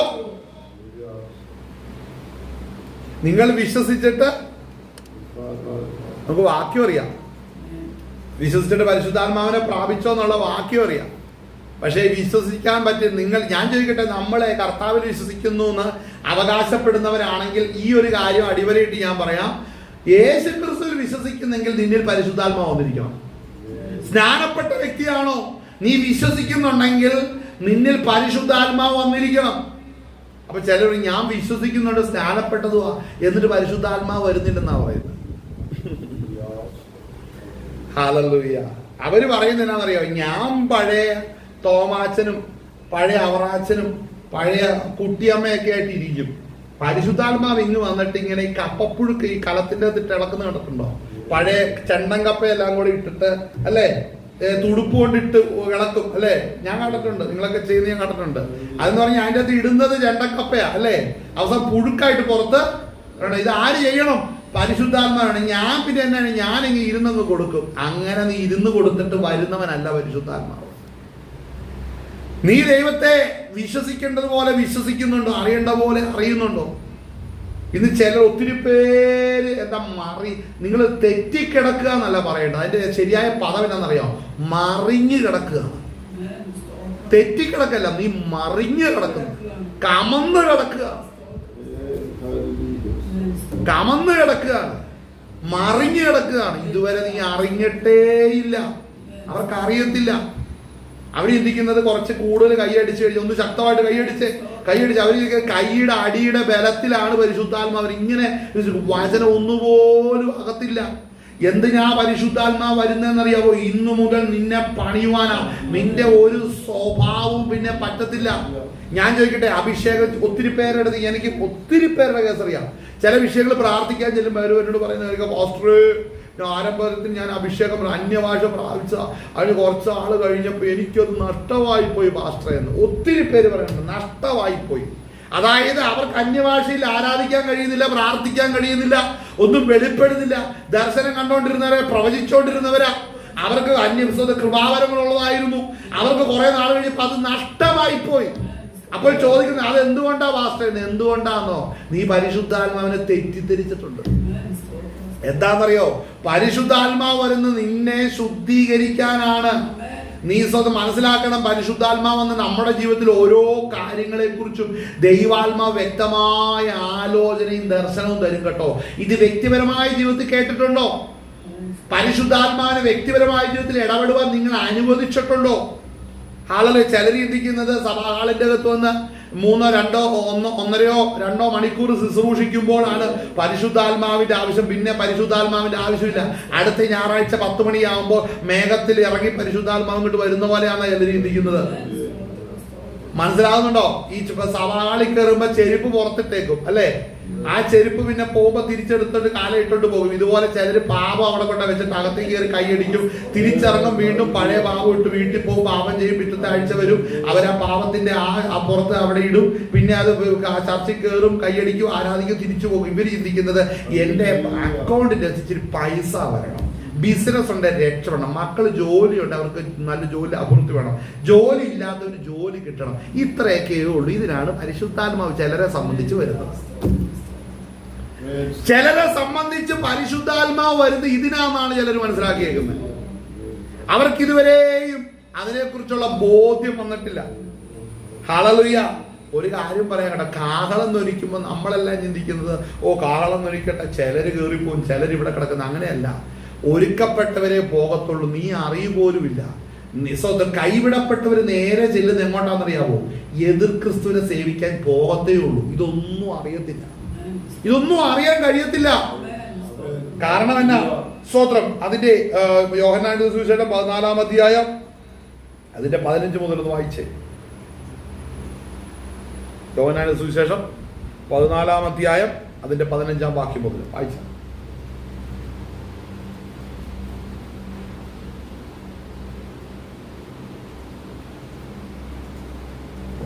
നിങ്ങൾ എന്നെ സ്നേഹിക്കുന്നു എങ്കിൽ എന്റെ കൽപ്പനകളെ കാത്തുകൊള്ളും. എന്നാൽ ഞാൻ പിതാവിനോട് ചോദിക്കും, അവൻ സത്യത്തിന്റെ ആത്മാവെന്ന മറ്റൊരു കാര്യസ്ഥനെ എന്നേക്കും നിങ്ങളോട് കൂടെ ഇരിക്കേണ്ടതിന് നിങ്ങൾക്ക് തരും. അവിടെ വാക്യം നമുക്കൊന്ന് നോക്കാം. യേശു ക്രിസ്തു എന്താ പറഞ്ഞിരിക്കുന്നത്? നിങ്ങൾ എന്നെ സ്നേഹിക്കുന്നുവെങ്കിൽ എന്റെ കൽപ്പനകളെ കാത്തുകൊള്ളും. അപ്പൊ കൽപ്പന കാത്തുകൊള്ളണം. ഈ ഞാൻ പറയട്ടെ, സഹോദരനെ സ്നേഹിക്കണം എന്നുള്ളത് കൽപ്പനയാണ്. സ്നാനമേൽക്കണം എന്നുള്ളത് കൽപ്പനയാണ്. പരിശുദ്ധാത്മാവിനെ പ്രാപിക്കണം എന്നുള്ളത് കൽപ്പനയാണെന്ന് എത്ര പേർക്കറിയാം? പരിശുദ്ധാത്മാവിനെ പ്രാപിക്കണം എന്നുള്ളത് ദൈവത്തിന്റെ കൽപ്പനയാണെന്ന് എത്ര പേർക്കറിയാം? ചിലർ ചിന്തിക്കുന്നതിന് അത് വേണമെങ്കിൽ മതി, സ്നാനം കൽപ്പനയാണ് അല്ലേ? സഹോദരനെ സ്നേഹിക്കണം അത് കൽപ്പനയാണ്. അതൊക്കെ ഒരു പരിശുദ്ധാത്മ അത് അത് അത് ദൈവം കൊടുക്കുന്നതല്ലേ എന്ന് ചില കുരുടന്മാരുടെ മറുപടി അങ്ങനെയാണ്. അത് ദൈവം കൊടുക്കുന്നതല്ലേ. ദൈവം കൊടുക്കുന്ന നിനക്കെന്നാ കിട്ടാത്തത്? നീ പറയുന്നത് തന്നെ ദൈവം എനിക്ക് തന്നില്ലെന്നല്ലേ പറയുന്നത്. ദൈവം നിനക്ക് തന്നില്ലെന്ന് പറയുന്നവനോട് തിരിച്ചൊരു ചോദ്യം, നീ ദൈവത്തെ സ്നേഹിച്ചിട്ടുണ്ടോ? ദൈവപുത്രനെ ലോകത്തിലേക്ക് അയച്ചതിൽ നിനക്ക് പിതാവിനോട് സ്നേഹമുണ്ടോ? എനിക്ക് സ്നേഹമുണ്ട് കർത്താവേ. അപ്പൊ തിരിച്ചൊരു ചോദ്യം, ദൈവപുത്രൻ ആരാ? അതെനിക്കറിയാൻ നേരം. പിന്നെ നീ എന്തിനാ നീ പിന്നെ സ്നേഹിച്ചെന്ന് പറയുന്നത്? ദൈവപുത്രനെ ലോകത്തിലേക്ക് അയക്കുമ്പോൾ ലോകത്തിൽ ഒരു നീതിമാന്മാര് പോലും ഇല്ലെന്നുള്ളത് നീ അംഗീകരിക്കുന്നുണ്ടോ? അവിടെയാണ് ചോദ്യം കിടക്കുന്നത്. പരിശുദ്ധാത്മാവ് പുത്രനാകുന്ന ക്രിസ്തുവിനെ ലോകത്തിലേക്ക് അയക്കുമ്പോൾ നീയും നിന്റെ വീട്ടാരും നിന്റെ കുടുംബക്കാരും നീ ഉൾപ്പെടെ മുടിഞ്ഞ ഭാവിയാന്നുള്ള കാര്യം മനസ്സിലാകുന്നുണ്ടോ? അംഗീകരിക്കുന്നുണ്ടോ? അവിടെ വരുമ്പോഴാണ് ചിലർക്ക് ഇളകുന്നത്. അങ്ങനെ പറഞ്ഞാൽ എങ്ങനെയാ? അങ്ങനെ എല്ലാവരും ഭാവികളാണെന്ന് ഞങ്ങൾ വിശ്വസിക്കുന്നില്ല. വർഷങ്ങളായിട്ട് സഭയ്ക്കകത്ത് പാത്ത് പതുങ്ങിയിരിക്കുന്ന ചില വിശ്വാസികൾ വാ തുറന്നാലുണ്ടല്ലോ, ചിലർ ഞെട്ടിപ്പോകും. അവർ മനസ്സിലാക്കി വെച്ചിരിക്കുന്ന കാര്യം കേട്ടാൽ നമ്മൾ ചിലപ്പോൾ ഉരുകിപ്പോകും. ഇവനെയൊക്കെയാണോ പ്രാർത്ഥിച്ച് നിർത്തിയെന്ന് ഓർക്കുമ്പോൾ അതിശയം തോന്നിപ്പോകും. നരകത്തിലെ വിറകൊള്ളി പോലെ കുറെ എണ്ണം ഇരിക്കുന്നതാണ് അവിടെ. ചില ഇതുവരെ മനസ്സിലാക്കുന്നില്ല, ഇതിന്റെ ഗൗരവം മനസ്സിലാക്കുന്ന ചിലര് സംബന്ധിച്ച് നീ പാപിയാന്ന് വിശ്വസിക്കുന്നുണ്ടോ? പാപിയാന്ന് അറിയുന്നുണ്ട്, വിശ്വസിക്കുന്നുണ്ടോ? യേശുക്രിസ്തു ദൈവമാണെന്ന് വിശ്വസിക്കുന്നുണ്ടോ ചോദിച്ചാൽ യേശുക്രിസ്തു ദൈവമെന്ന് അറിയാം, വിശ്വസിക്കുന്നുണ്ടോ? അതിച്ചിരി ബുദ്ധിമുട്ട്. അറിയാം, എനിക്ക് ചിലരെ സംബന്ധിച്ച് ഇതാണ്, അറിയാം, അത് വിശ്വാസമായിട്ട് വന്നിട്ടില്ല. മാനസാന്തരപ്പെടണമെന്ന് അറിയാം, വിശ്വസിക്കുന്നില്ല. പരിശുദ്ധാത്മാവിനെ പ്രാപിക്കണമെന്ന് അറിയാം, വിശ്വസിക്കുന്നില്ല. നമ്മളോട് ചോദിക്കുന്ന ചോദ്യം വിശ്വസിക്കുന്നുണ്ടെന്ന് വെച്ചാൽ അറിഞ്ഞോ എന്നുള്ളതിന് മറുപടി ചിലർ കൊടുക്കുന്നത്, വിശ്വസിച്ചോ എന്നുള്ളതിനല്ല. വിശ്വസിച്ചാൽ നിന്നിൽ ദൈവത്തിന്റെ കൃപ വന്നിരിക്കും, ഒരു തടസ്സവുമില്ല. അപ്പോൾ വിശ്വാസത്തിന് തടസ്സം എന്താണ്? നീ പാപിയായിരുന്നു എന്ന് നീ വിശ്വസിക്കുന്നുണ്ടോ? അപ്പൊ ചോദിക്കും, ഇതൊക്കെ ഇപ്പൊ പറയുന്നതിന് കാരണം എന്നാ? ഈ ഭാഗം മാറ്റരുത്. അതാണ് നമ്മളെടുത്ത കുറിവാക്യത്തിന്റെ അകത്തെ പ്രശ്നം. നമ്മളെടുത്ത കുറിവാക്യം എന്നാ? യാക്കോബിന്റെ ലേഖനം 4-ാം അധ്യായം അതിന്റെ 7-ാമൊക്കെ, ആകയാൽ നിങ്ങൾ ദൈവത്തിന് കീഴടങ്ങണം. ഈ ദൈവത്തിന് കീഴടങ്ങാതെ നീ എങ്ങനെയാണ് ദൈവത്തിന്റെ ആത്മാവിനെ പ്രാപിക്കുന്നത്? ദൈവത്തിന് കീഴടങ്ങിയോ എന്ന് ചോദിച്ചാൽ, ദൈവം തന്റെ പുത്രനെ ലോകത്തിലേക്ക് അയച്ചത് ഞാൻ പാപി, വിൻസെന്റ് മൈക്കിളാകുന്ന ഞാൻ ജന്മനാ പാപിയായിരുന്നു. സ്തോത്രം. ദീർഘനാള് പാപിയായിട്ട് ജീവിച്ചു, എല്ലാ പാപങ്ങളെ രുചിച്ചു, എല്ലാ പാപങ്ങളെ തഴുകി തലോടി തന്നെയാ വന്നത്. അപ്പൊ ചോദിക്കും, നീ അത്രയും വലിയ പാപമൊക്കെ നീ ചെയ്തിട്ടുണ്ടോ? നീ ചെറിയ ചെറിയ പാപമല്ലേ ചെയ്തിട്ടുള്ളൂ. ഓരോ മനുഷ്യരെ സംബന്ധിച്ച് ഓരോരുത്തർ ഏതൊക്കെ മേഖലകളിലാ ബന്ധിക്കപ്പെട്ടെന്നുള്ളത് സാത്താന്റെ പദ്ധതി ഏതാന്ന് ദൈവത്തിനെ അറിയത്തുള്ളൂ. ഒരുവന് ചെറിയ പാപമാ, ആ പാപം സഫിഷ്യന്റാന്ന് അവനെ നരകത്തിൽ കൊണ്ടുപോകാൻ. ഏതൊരു ചെറിയ പാപവും പ്രാപ്തമാണ് അവനെ നരകത്തിൽ കൊണ്ടുപോകാൻ. ചില പറയുന്നത്, ഞാൻ വലിയ വലിയ കാര്യങ്ങൾ ചെന്ന്, ചെറിയ തെറ്റല്ലേ, ആ ചെറിയ കാര്യമാണ് നിന്നെ നരകത്തിലേക്ക് കൊണ്ടുപോകും.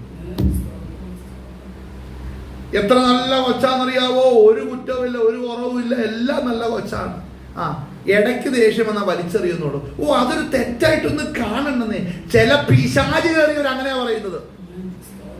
അവര് പറയുന്നത് അതൊന്നൊരു തെറ്റായിട്ട് കാണണ്ട. അതൊരു തെറ്റായതുകൊണ്ടാണ്, അപകടമായതുകൊണ്ടാണ്, അതൊരു വലിയ കുറവായതുകൊണ്ടാണ് അതിന് പരിഹരിക്കേണ്ടതിന് ദൈവം തന്റെ പുത്രനെ ലോകത്തിലേക്ക് അയച്ചത്. അതൊരു വലിയ തെറ്റാണ്. നമ്മൾ കാണുന്നത് ഏത് അളവിനാലാണ്? നമ്മുടെ അളവ് പോലെ ഏതാ? ഒരു പാപത്തെ അളക്കാൻ നമ്മുടെ അളവ് പോലെ എന്ന് പറയാം. നമ്മുടെ അളവ് പോലെ തന്നെ നമ്മുടെ വായിലെ നാക്ക് തന്നെയാ. നമ്മൾ അളന്നിടുന്നല്ലേ ചിലത്, അല്ലേ? സാരമില്ലെന്നേ, അതൊക്കെ ഉണ്ടെന്നേ, അതൊക്കെ നടക്കുന്നേ, ഇതൊക്കെ ഇല്ലാത്ത ആരെങ്കിലും ഉണ്ടോ? ഇതിങ്ങനെ നമ്മളെ കേരളക്കാരെ ഇളക്കി മറിക്കുന്ന ഒരു ഡയലോഗാണ്. ഇത് ഇല്ലാത്ത ആരെങ്കിലും ഉണ്ടോ? അല്ലേ? ഹല്ലേലൂയ. കർത്താവിന്റെ വേല എന്ന് പറയുന്നത് ഇതെല്ലാം പുറത്തു കൊണ്ടുവരണം. ഹല്ലേലൂയ. ചിലര് മുറത്തിന്റെ ശുശ്രൂഷയാ, ഒന്നും പുറത്തു വരും, മൂടി വെച്ചിട്ട്. ചില സഭയ്ക്കകത്തൊക്കെ ചെന്നാണല്ലോ, എത്ര കൊട്ടയാന്നറിയാം, ഇങ്ങനെ കോഴിയെ മൂടിയിട്ടിരിക്കുന്ന പോലെ, പണ്ടത്തെ കോഴിയെ മൂടിയിട്ടിരിക്കുന്ന പോലെ. ഓരോ വിശ്വാസിയുടെ അടുത്ത് ചെല്ലുമ്പോ ഇങ്ങനെ കൊട്ട മൂടിയിട്ടിരിക്കുന്ന പോലെ മൂടിയിട്ടിരിക്കുക, ഒന്നും പുറത്തു വരത്തില്ല. അവിടെ വെളിപ്പെടുന്ന ആരാധന എന്നാന്നറിയാവോ? അവരെല്ലാം ഒരുമിച്ച് ശക്തമായിട്ട് ആരാധിക്കുന്ന ഒറ്റ കാരണമുള്ളൂ, ഞങ്ങളെല്ലാവരും ഒറ്റക്കെട്ടായിരിക്കുന്നു, ഞങ്ങൾ ഒരുമിച്ച് ഞങ്ങളുടെ കുറവുകളെ മറച്ചു വെച്ചിരിക്കുന്നു, ആകയാൽ നമ്മൾ ദൈവത്തെ ആരാധിക്കാം. അല്ലേ? പലയിടത്തും കിടക്കുന്ന വിഷയം ഇതാ, നമുക്കിത് മനസ്സിലാകുന്നില്ല. പല സഭയ്ക്കകത്ത് ചെല്ലുമ്പോ എല്ലാവരുടെ ഐക്യത എന്നാന്നറിയാവോ? അവനെന്നാന്ന് എനിക്കറിയാം, ഞാൻ എന്നാന്ന് അവനറിയാം, അവരും ഇവരും എന്നാന്ന് എനിക്കറിയാം, ഞാൻ എന്നാന്ന് അവർക്ക് എല്ലാവർക്കും അറിയാം. അപ്പൊ ഞങ്ങൾ തമ്മിൽ ഞങ്ങള് സെറ്റാ. അതുകൊണ്ട് ഞങ്ങൾ ചെയ്യുന്ന ഒരു അണ്ടർസ്റ്റാൻഡിങ് എന്നാന്നറിയാവോ? ഞങ്ങളൊരു കുറവും പുറത്ത് പറയില്ല, ഒരുവന്റെ കുറ്റം പുറത്ത് പറയില്ല. ഞങ്ങൾ അങ്ങനെ ഒരു വലിയ ഡീലിന്റെ പുറത്താണ് ഇരിക്കുന്നത്. അതുകൊണ്ട് ഞങ്ങളുടെ ഇടയിൽ വെളിപ്പെടുന്ന ഒരു സന്തോഷമുണ്ട്, ഞങ്ങളുടെ ഇടയിൽ വെളിപ്പെടുന്ന ഒരു ഐക്യതയുണ്ട്, ഞങ്ങളുടെ ഇടയിൽ വെളിപ്പെടുന്ന ഒരു ദൈവം കരുണയുണ്ട്. ഞങ്ങൾ എത്തോടെ സഹായിക്കുന്നറിയാവോ? നരകവും ഇതുപോലെ തന്നെയാന്ന് എനിക്ക് തോന്നുന്നത്. നരകവും ഇങ്ങനെയൊക്കെ തന്നെയാ, അല്ലേ? Hallelujah, hallelujah, hallelujah. മനസ്സിലാക്കണമേ, നമ്മൾ ഒരുങ്ങണം കർത്താവിന്റെ രാജ്യത്തിനായിട്ട്. ദൈവത്തിന് കീഴടങ്ങണം, പിശാചിനോട് എതിർത്ത് നിൽക്കണം. ഒത്തിരി പേര് പിശാചിനോട് എതിർക്കാൻ റെഡിയാ, ദൈവത്തിന് കീഴടങ്ങാൻ അറിയത്തില്ല. ചിലർക്ക് പിശാചിന്റെ എല്ലാ കാര്യവും അറിയാം കേട്ടോ. പിശാച് എങ്ങനെ വരുന്നു, എതിരെ വരുന്നു, എങ്ങനെ പ്രവർത്തിക്കുന്നു, ആരെയൊക്കെ വിഴുങ്ങുന്നു, എങ്ങനെയൊക്കെ തകർക്കുന്നു, കറക്റ്റ് ഒരു തീസിസ് സബ്മിറ്റ് ചെയ്യും ചിലരെ സംബന്ധിച്ച്. പക്ഷെ ക്രിസ്തുവിനെ കുറിച്ച് ഒരു കാര്യം പറയാൻ പറഞ്ഞ് ഇവന്റെ നാക്കവും ഇവനറിയുന്നു. ഈ ആകെ അറിയാൻ എന്നാന്നറിയാവോ? യേശു ദൈവപുത്രനാ, രക്ഷകനാ, വീണ്ടെടുപ്പുകാരനാ, ഹല്ലേലൂയ. പിന്നെ അങ്ങനെ പറഞ്ഞ് കളിച്ച് നടക്കാനല്ലാതെ അവനുണ്ട്. പിശാചിനെ കുറിച്ച് പറഞ്ഞാലോ, അയ്യോ ബന്ധിക്കുന്ന എങ്ങനെയാന്ന് കൃത്യം കാണിച്ചു തരും. പിശാച് എങ്ങനെയാ ബന്ധിക്കുന്നതെന്ന് ഇവൻ കാണിച്ചു തരും, അല്ലേ? ചിലർക്ക് അങ്ങനെയാണ്. പിശാച് ചെയ്യുന്നതെല്ലാം നല്ല ഐഡിയ ആണ്, എല്ലാത്തിനെ കുറിച്ചും അറിയാം, ഭയങ്കര ഐഡിയ ആണ്. ക്രിസ്തു ആരാ മോനെ? ആ കർത്താവ് രക്ഷകനാണ്, പിന്നെ ദൈവപുത്രനാണ്, പിന്നെ എവിടെ പ്രശ്നം പറ്റി കിടക്കുന്നേ? നീ ക്രിസ്തുവിനെ സ്നേഹിച്ചിട്ടുണ്ടോ? കർത്താവിനെ നമുക്ക് സ്നേഹിക്കണമെന്നുണ്ടെങ്കിൽ തന്നെത്താൻ ഏൽപ്പിച്ചു കൊടുത്ത ദൈവപുത്രൻ നമുക്ക് വെളിപ്പെടണമെന്നുണ്ടെങ്കിൽ നമ്മൾ ദൈവത്തിന് കീഴടങ്ങണം. എങ്ങനെ കീഴടങ്ങണം? ഞാൻ പാപിയായി ജനിച്ചു ജീവിച്ചിരുന്നപ്പോൾ എന്നിലൊരു ഗുണവുമില്ലായിരുന്നു, ഈ ലോകത്തിലൊരു ഗുണവുമില്ലായിരുന്നു. ഈ മുഴു സൃഷ്ടിയും ദൈവത്തിന്റെ കോപത്തീക്ക് വേണ്ടി കാത്തിരിക്കുകയാണ്. ഇതിൽ നിന്നാണ് എന്നെ രക്ഷിച്ചത് എന്ന തിരിച്ചറിവും, എന്നെ പാപത്തിൽ നിന്നും മരണത്തിൽ നിന്നും ദൈവത്തിനങ്ങനെ യേശു കർത്താവ് രക്ഷിച്ചു എന്നുള്ള അറിവാണ് എനിക്ക് ബലമായി തീരുന്നത്. മറ്റൊന്നുമല്ല. മറ്റെല്ലാം എനിക്ക് കൈമോശം വന്നെന്നാലും ഈ വലിയ വെളിപ്പാടിൽ ഞാനും നിങ്ങളും ഇരിക്കുന്നുണ്ടെങ്കിൽ കർത്താവ് കൃപമേൽ കൃപ പകരും, അല്ലേ? ഹല്ലേലൂയ, സ്തോത്രം. അവിടെ വായിക്കുന്ന എങ്ങനെയാ? സ്തോത്രം. 7-ാം വാക്യം, ആകയാൽ ദൈവത്തിന് കീഴടങ്ങുവിൻ, പിശാചിനെ എതിർത്ത് നിൽക്കുവിൻ, എന്നാൽ അവൻ നിങ്ങളെ വിട്ട് ഓടിപ്പോകും. ദൈവത്തോട് അടുത്ത് ചെല്ലുവിൻ, എന്നാൽ അവൻ നിങ്ങളോട് അടുത്ത് വരും. ശ്രദ്ധിക്കണം, കർത്താവിനോട് അടുത്ത് നീ ചെന്നിട്ടുണ്ടോ? നീ അഭിഷേകം പ്രാപിക്കാത്ത നീ എങ്ങനെ ദൈവത്തിലേക്ക് വരുന്നത്? അഭിഷേകം പ്രാപിക്കണമെന്ന് നീ വിശ്വസിക്കണം. അപ്പൊ പറയുന്നത് നീ അറിയുന്നതും വിശ്വസിക്കുന്നതും രണ്ടും രണ്ടാ. വിശ്വസിക്കേണ്ടത് എന്താ? ചിലർ വിശ്വസിച്ചാൽ ഞാൻ പറയാം അവരുടെ വായിൽ ദൈവത്തിന് വചനം കാണും കേട്ടോ. ചിലരുടെ പ്രാർത്ഥന കേട്ട് കഴിഞ്ഞിട്ടുണ്ടെങ്കിൽ എന്താ പറയാ, റേഡിയോ തുറന്നു വിട്ട പോലെ ലോകത്തിലെ എല്ലാ കാര്യവും പറയും, ഒരു വചനം അതിന്റെ ഇടയ്ക്കില്ല. അല്ല വേണ്ട, ദൈവത്തിൽ നിന്ന് പ്രാപിച്ച വെളിപ്പാട് പറയുവോ? ഇല്ല. പിന്നെ നീ എങ്ങനെ ദൈവത്തിലുള്ളതെന്ന് പറയുന്നത്? ഞാനൊരു കാര്യം പറയാം കേട്ടോ, ഇങ്ങോട്ട് നോക്കിക്കേ. ഈ കഷ്ടപ്പെട്ട് വേർത്ത് കുളിച്ചേ ഇതിന്റെ പുറകെ വന്ന് നിന്നിട്ട് കർത്താവിന്റെ രാജ്യത്തിൽ ചെന്നില്ലെങ്കിലുണ്ടല്ലോ, പിന്നെ എന്തിനാ നീ കഷ്ടപ്പെട്ട് ഓടുന്നേ? ദൈവത്തോട് അടുത്ത് ചെല്ലുവിൻ, എന്നാൽ അവൻ നിങ്ങളോട് അടുത്ത് വരും. അടുത്ത് പാപികളെ കൈകളെ കണ്ടോ വെടിപ്പാക്കണം. പാപികളെ, നിർമ്മലന്മാരെ നല്ലവന്മാരെ നല്ല വിളിച്ചത്, പാപികളെ എന്നാ വിളിച്ചത്. ആരാണ് ഈ പാപി? ദൈവസന്നിധി കീഴടങ്ങാൻ ചെല്ലുന്നവനെല്ലാം പാപിയാ, അല്ലേ? ഏതെങ്കിലും നീതിമാൻ ദൈവസന്നിധി കീഴടങ്ങിയിട്ടുണ്ടോ ഇതുവരെ? ലോകത്തിലേക്ക് വന്ന കർത്താവ് മാത്രം നീതിമാൻ, രക്ഷകൻ. ഭൂമിയിലെ സകല മനുഷ്യരും പാപികളാ. ഇതൊന്നും ഒത്തിരി പേര് അംഗീകരിക്കത്തില്ല, ഒത്തിരി മതങ്ങൾ അംഗീകരിക്കത്തില്ല. പാപസ്വഭാവം ഉണ്ടെന്ന് പറഞ്ഞാലും കാര്യത്തിനടുത്ത് വരുമ്പോഴത്തേനും അവര് പാപത്തിന് സ്തോത്രം എന്താ പറയുന്നത്, അതിനൊരു ഹൈറാർക്കി വെച്ചേക്കുകയാണ്. ചിലത് മാത്രം പാപമായിട്ട് ചിലർ പറയുന്നത്, ചിലർ പാപമല്ല. ഈ കാലഘട്ടത്തിന് പ്രത്യേകം എന്താണെന്നറിയാമോ? ഈ കാലഘട്ടത്തിന്റെ പ്രത്യേകം പാപത്തെ ലഘൂകരിക്കുന്ന കാലഘട്ടം. ഇപ്പൊ ഞാൻ പറയട്ടെ, ഹല്ലേലൂയ, ഒരു 10-30 വർഷം മുമ്പ് വഴിയിലൂടെ അർത്ഥനഗ്നതയോടുകൂടെ ഒരു വ്യക്തി നടന്നു പോകുന്നത് കണ്ടു കഴിഞ്ഞിട്ടുണ്ടെങ്കിൽ പിന്നെ അവിടെ കിടന്നു ഒന്നേ അവനെ അടിച്ചു കൊന്ന് കളയും, അല്ലെങ്കിൽ എന്നാ പറ്റും, അടുത്ത പ്രാന്താശുപത്രി കൊണ്ട് ഏൽപ്പിക്കും, അല്ലേ? അതല്ലേ നടന്നുകൊണ്ടിരിക്കുന്നത്. ഇന്ന് നേരെ തുണി കൊടുക്കാത്തൊരു ട്രെൻഡ് ഫാഷനുമായിട്ട് പിള്ളേർ ഇറങ്ങി നടക്കുകയാണ്. അത് പറയുമ്പോൾ നമ്മൾ ആത്മാവിലായി. ഞാൻ പറയുന്ന വിഷയം കേൾക്കുക. സ്തോത്രം, ഹല്ലേലൂയ, സ്തോത്രം. പിള്ളേര് പലരും ആ ലെവലിലേക്ക് ഇന്ന് നടന്നുകൊണ്ടിരിക്കുക. ഇനി കുറച്ചും കൂടെ നടന്നു കഴിയുമ്പോഴത്തേനും പിന്നെ ഇന്നുള്ള നഗ്നത ഒരു വിഷയമല്ലെന്ന് മനസ്സിലാക്കി. ഇന്ന് ഞാൻ ഇന്നാളെ പറയുന്നത്, ഇതൊക്കെ പറയുമ്പോൾ ഒരു കാര്യം, ഈ ആത്മീയ കാര്യം എന്ന് പറയുമ്പോൾ നമ്മൾ ഈ സഭയ്ക്കകത്ത് വരുന്ന വിഷയം മാത്രമല്ല, ആത്മീയ കാര്യം മറ്റൊരു വിഷയമുണ്ട്. ചില സ്തോത്രം, ഞാൻ ഈ കഴിഞ്ഞ തവണ കണ്ട ഒരു അമ്പലത്തിലും കാണാൻ തോന്നുന്നു, ഏതോ ഒരു നടിയോ ഏതോ ഒരു സോഷ്യൽ ആക്ടിവിസ്റ്റ്, പുള്ളിക്കാരി ഒരു പാതി നഗ്നമായിട്ടും ഒക്കെ ആയിട്ട് വന്നിട്ട് അതൊരു ബോഡി എക്സ്പോസ് ചെയ്തിട്ട് അവിടെ കയറി വരിക. അപ്പൊ എന്താ അവർ ചെയ്യാൻ ഉദ്ദേശിക്കുന്നത് പറഞ്ഞാൽ, ദൈവിക സാന്നിധ്യം ഉള്ളിടത്ത് നഗ്നത പ്രദർശനം ഒരു തെറ്റല്ല. അത് ചിലരുടെ മനസ്സിലിരിപ്പിനും ചില ഹൃദയത്തിലെ നിരൂപണങ്ങൾക്കാണ് സ്തോത്രം ഇതിനെ ഇങ്ങനെ ചെയ്യുന്നു പറയും. അപ്പൊ എന്താ ഉണ്ടായിക്കൊണ്ടിരിക്കുന്നത്? ഹല്ലേലൂയ. ഇത് കുറച്ച് നാൾ കഴിയുമ്പോൾ സഭയ്ക്കകത്തേക്ക് കയറി. ഇപ്പൊ പെന്തക്കോസി വരുമെന്ന് എനിക്ക് വലിയ പാടത്തുമില്ല, കയറി വരും. അതൊക്കെ കയറി വന്ന് ഇതുപോലെയൊക്കെ അങ്ങനെ ഇങ്ങനെയൊക്കെ ഇരിക്കുന്നത് കാണുമ്പോ കൃപയുള്ളവൻ പുറത്ത് പൊക്കോളും. ഹല്ലേലൂയ. കൃപയുള്ളവൻ പുറത്ത്. ഹല്ലേലൂയ. പണ്ട് കോൺസ്റ്റന്റീന്റെ കാലഘട്ടമായപ്പോൾ ക്രിസ്ത്യാനിറ്റി സ്റ്റേറ്റ് റിലീജിയനായി മാറി. മനസ്സിലാക്കുക? പണ്ട് ആദ്യം റിലീജിയസ് ഇല്ലിസിറ്റോ റിലീജിയാണ്, അതായത് പറഞ്ഞിട്ടുണ്ടെങ്കിൽ അത് ഇല്ലീഗൽ റിലീജിയൻ ആയിരുന്നു ക്രിസ്ത്യാനിറ്റി. പക്ഷേ കോൺസ്റ്റന്റൈൻ രാജാവ് ക്രിസ്തുമതം സ്വീകരിച്ച് അങ്ങേര് പറഞ്ഞു കഴിഞ്ഞാൽ ഇച്ചിരി മോശമാ, അങ്ങനെ നേരെ ഒന്നും അല്ല ഇരുന്ന് വന്നത്. അയാൾ പറയേണ്ട വചനപ്രകാരം ഒന്നും നേരെയായിട്ടും ഇല്ല. പക്ഷേ അങ്ങനെ എന്ത് ചിന്തിച്ചു, അതുവരെ ഉണ്ടായിരുന്ന റോമാ മതങ്ങളെല്ലാം കൂടെ അങ്ങ് വെച്ചിട്ട് സ്റ്റേറ്റ് റിലീസായിട്ട് ക്രിസ്ത്യാനിറ്റി വെച്ചിട്ട് എല്ലാവരും പറഞ്ഞു എല്ലാ മനുഷ്യരും ക്രിസ്ത്യാനി ആകണം, എല്ലാവരും സഭയ്ക്കകത്ത് അംഗമാകണം എന്ന് വെച്ച് നിർബന്ധിച്ച് കോൺസ്റ്റന്റിന്റെ കാലഘട്ടത്തിൽ സകലത്തെയും പിടിച്ച് എവിടെയാക്കി? സഭയ്ക്കകത്താക്കി കഴിഞ്ഞപ്പോഴത്തേക്ക് എന്ത് സംഭവിച്ചു? വിഗ്രഹാരാധികളും അതുപോലെ മറ്റുള്ള ക്രിസ്തുവിനെ കാണാത്ത എന്ന് പറഞ്ഞാൽ കർത്താവിനെ കണ്ടതൊക്കെ കുറച്ച് പേരേ ഉള്ളൂമേ. 1000 പേരിൽ ഒരു 18 20 പേരൊക്കെയാണ് 1000 പേരിൽ യഥാർത്ഥത്തിൽ കർത്താവിനെ കണ്ടത്. 18 20 പേരും മാക്സിമം. ബാക്കി റിമൈനിങ് അത്രയും വെറുതെ മതത്തിന്റെ വക്താക്കളാണ്.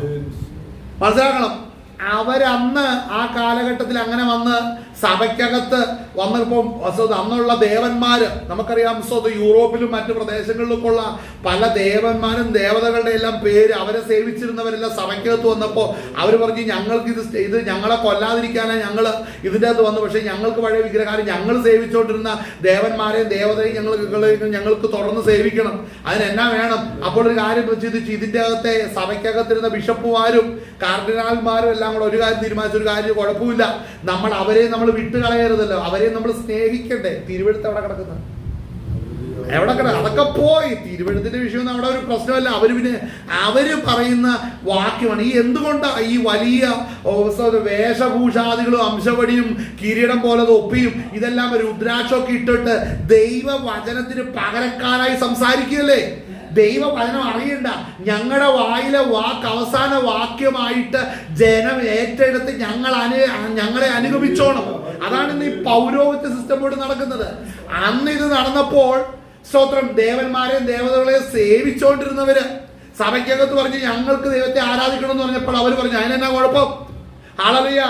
ഈ കാണുന്ന ദേവന്മാരെ എല്ലാം കൂടെ ഇവിടെ പ്രതിഷ്ഠിച്ചോ, എന്നിട്ട് അതിന് ഓരോരുത്തരും അപ്പോസ്തലന്മാര് 12 പേരുടെ പേര് കൊടുത്താൽ മതി.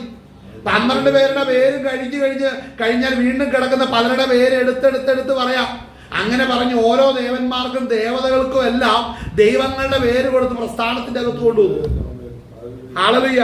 അതിന്റെ അകത്ത് വന്നപ്പോ വിഗ്രഹാരാധന, അതായത് തിരുവെഴുത്തിന്റെ അകമ്പടിയോടെ വചനവിരുദ്ധമായ വിഗ്രഹാരാധന അവിടെ നടത്താൻ തുടങ്ങി. പക്ഷെ അപ്പോൾ എന്ത് സംഭവിച്ചെന്നറിയാവോ? അതാണ് രസം. ആ സമയത്താണ് ആശ്രമ പ്രസ്ഥാനം തുടങ്ങിയത്. അപ്പോൾ എന്ത് സംഭവിച്ചു? ഈ വലിയ കൂട്ടത്തിന്റെ ഇടയ്ക്ക് നിന്ന് എല്ലാവരും കൂടെ ഇറങ്ങിയിട്ട് എന്നാ കാണിച്ചു? അവര് കുറെ പേര് ഈജിപ്തിന്റെയും സിറിയയുടെ എല്ലാം സ്വന്തം മരുഭൂമികളിലേക്ക്, സൗദി അറേബ്യയുടെയൊക്കെ മരുഭൂമിയിലേക്ക് പോയി. അവരോരോരുത്തരും അവിടെ ഇരുന്ന് അവർ ധ്യാനിക്കാനും പ്രാർത്ഥിക്കാനും ദൈവത്തെ മഹത്വപ്പെടുത്താനെല്ലാം തുടങ്ങി. അവരവിടെ നിന്ന് പരിശുദ്ധാത്മാവിന്റെ കൃപയുടെ വെളിപ്പാടുകൾ പ്രാപിച്ചു. മനസ്സിലാക്കണം, ആ വെളിപ്പാടിൽ അവർ ജീവിച്ചു, അഭിഷേകം പ്രാപിച്ചു, ദൈവശക്തി പ്രാപിച്ചു, കൃപാവരങ്ങൾ പ്രാപിച്ചു. അവര് ഒറ്റപ്പെട്ട് എവിടെ കിടക്കുകയാണ്? മരുഭൂമി കിടക്കുകയാണ്. അപ്പോൾ വേണ്ടവർ എങ്ങോട്ട് പോയി? മരുഭൂമിയിലേക്ക് പോയി. അവരവിടെ അവരുടെ വിശ്വാസം കാത്തു സൂക്ഷിച്ച് ജീവിച്ചു. ഇനി അങ്ങനെ ഒരു കാലഘട്ടമാണിത്. ഇന്ന് കാണുന്ന പെന്തക്കോസ്ത് സെറ്റപ്പുകളെല്ലാം എന്താ പറയുന്നത്? വചനവിരുദ്ധമായ കാര്യങ്ങൾ കൊണ്ട് പലതും നിറഞ്ഞിരിക്കുകയാണ്. ദൈവവചനം ഉള്ളതുപോലെ പറയാൻ പറ്റാത്ത അവസ്ഥ ഇന്ന് പ്രസ്ഥാനങ്ങളുടെ അകത്ത് കിടക്കുകയാണ്. അപ്പോൾ ഇതുപോലുള്ള കാര്യങ്ങളിലേക്ക് ദൈവം നടത്തും കേട്ടോ. ഞാൻ പറയട്ടെ, വലിയ സംഘടനയുടെ കൂടെ നിൽക്കുന്നാൽ മാത്രമാ നീ ദൈവരാജ്യത്തിന്റെ ഭാഗമാകത്തുള്ളൂ, ക്രിസ്ത്യാനി ആകത്തുള്ളൂ എന്നുള്ള തെറ്റായ അറിവാണ് സംഘടനകളുടെ അകത്ത് നിന്ന് പ്രതിഫലിക്കുന്നത്. കർത്താവിന്റെ നാമത്തിന് വേണ്ടി ഏകയായിട്ടോ നിൽക്കുന്നതിനെ വിശ്വാസ ജീവിതമെന്ന് ഒരിക്കലും ഇങ്ങനെയുള്ളവർ പറയത്തില്ല. അപ്പോൾ മനസ്സിലാക്കണം, നമ്മുടെ വിശ്വാസം സൂക്ഷിക്കേണ്ട ഉത്തരവാദിത്വം നമുക്കാണ്. ആമേൻ. അതുകൊണ്ട് മനസ്സിലാക്കണം, കൃപ പ്രാപിച്ച വന്നവരോട് മനസ്സിലാക്കണം, സാത്താൻ ഇതുപോലെ അനേകരെ സ്വതന്ത്രം വെല്ലുവിളിക്കുന്നു. സാത്താൻ പല രൂപത്തിലാണ് വരുന്നത്. ഹല്ലേലൂയ. നമ്മുടെ മനസ്സിലുള്ള സാത്താനൊക്കെ സാത്താൻ പോലും അല്ല, അതൊക്കെ ഒനീഡ ടിവിക്കകത്തിരിക്കുന്ന സാത്താനാണ്. അല്ലെ, ഒനീഡ ടിവിക്കകത്തിരിക്കുന്ന സാത്താനാണ് പലരുടെ ഹൃദയത്തിലുള്ളത്. ഒറിജിനൽ പിശാച് ഭരിക്കുന്നവരുടെ ഉള്ളിലുണ്ട്. ഒറിജിനൽ പിശാച് മതനേതാക്കന്മാരുടെ ഹൃദയത്തിലുണ്ട്. ഒറിജിനൽ പിശാച് സഭയ്ക്കകത്ത് വലിയ കളി കളിക്കുന്നവന്മാരുണ്ട്. ജാതി വെറി പിടിച്ചവരുടെ ഉള്ളിലുണ്ട്. അവരിലാണ് പിശാച് ശരിക്കും കയറിയിരിക്കുന്നത്. അല്ലേ? അവര് കയറി വന്ന് നടത്തി സങ്കീർത്ത പ്രബോധനം നടത്തി കഴിയുമ്പോൾ അവന് ആമേൻ പറയുന്നവനൊക്കെ അവന്റെ ആത്മാവ് ഇങ്ങോട്ട് കയറും. ഹല്ലേലൂയ. യോഹന്നാൻ എഴുതിയ സുവിശേഷം 14-ാം അധ്യായം അതിന്റെ 15-ാം വാക്യം മുതൽ വായിച്ചു നിർത്താം. നിങ്ങൾ എന്നെ സ്നേഹിക്കുന്നു എങ്കിൽ എന്റെ കൽപ്പനകളെ കാത്തുകൊള്ളും. എന്നാൽ ഞാൻ പിതാവിനോട് ചോദിക്കും, അവൻ സത്യത്തിന്റെ ആത്മാവെന്ന മറ്റൊരു കാര്യസ്ഥനെ എന്നേക്കും നിങ്ങളോട് കൂടെ ഇരിക്കേണ്ടതിന് നിങ്ങൾക്ക് തരും. കണ്ടോ, ഇവിടെ ശ്രദ്ധിക്കണം, പരിശുദ്ധാത്മാവെന്ന കാര്യസ്ഥൻ സ്തോത്രം എന്നേക്കും നിങ്ങളോടുകൂടെ ഇരിക്കേണ്ടതിന് നിങ്ങൾക്ക് തരും. അത് സംഘടന നോക്കിയല്ല തരുന്നേ, പ്രസ്ഥാനം നോക്കിയല്ല തരുന്നത്. പരിശുദ്ധാത്മാവിനെ പകരുന്നത് ഒരുവരെ സ്വർഗത്തിൽ കൊണ്ടുപോകാൻ കർത്താവ് പദ്ധതിയിട്ട് പിതാവിൽ നിന്ന് അയക്കപ്പെട്ട പരിശുദ്ധാത്മാവിനെയാണ് സ്വന്തം നമ്മുടെ ഹൃദയത്തിൽ പകർന്നിരിക്കുന്നത്. ഹല്ലേലൂയ. അപ്പോൾ ചോദിക്കുന്നവർ, അപ്പൊ എനിക്ക് ഇത് വെച്ചോണ്ട് വിഗ്രഹത്തിന് മുമ്പിൽ പോയി നിൽക്കാൻ പാടുണ്ടോ? വിഗ്രഹത്തിന് മുമ്പിൽ പോയി നിൽക്കുന്നവൻ നിന്നിൽ വരുന്നത് പരിശുദ്ധാത്മാവ് അല്ലല്ലോ. നീ അതിനു മുമ്പിൽ ചെന്ന് നിന്നിട്ടുണ്ടെങ്കിൽ ഇതൊന്നും പ്രാപിക്കുന്ന അവസ്ഥയിലല്ലല്ലോ നിൽക്കുന്നത്. പിന്നെയോ പൗരോഹിത്യത്തിന്റെ പുറകെ പോയി അഭിഷേകം പ്രാപിച്ചു നിൽക്കുവോ? ഞാൻ പറയാൻ നിൽക്കത്തില്ല. വചനപ്രകാരം നിന്നിൽ പരിശുദ്ധാത്മാവാണ്, അതിന്റെ അകത്തുനിന്ന് പരിശുദ്ധാത്മാവ് നിന്നെ കൊണ്ടുപോകും. നീ തെറ്റായ ഏതെങ്കിലും ഒരു ഉപദേശമുള്ളിടത്താണ് നിൽക്കുന്നതെങ്കിൽ പരിശുദ്ധാത്മാവാണ് നിന്നിൽ ഉള്ളതെങ്കിൽ പരിശുദ്ധാത്മാവ് അതിൽ നിന്ന് നിന്നെ കൊണ്ടുപോയിരിക്കും. മനസ്സിലാകുന്നുണ്ടോ? പരിശുദ്ധാത്മാവാണെങ്കിൽ അതിന്റെ കൂടെ എല്ലാം കെട്ടിപ്പടങ്ങിയിരുന്നിട്ട് നീ പ്രാർത്ഥനയും പാട്ടും ആരാധനയാണ്, ഇതാണ് അഭിഷേകം എന്ന് പറഞ്ഞാൽ ശ്രദ്ധിച്ചോണം. ഇവൻ സ്തോത്രം ഹല്ലേലൂയ.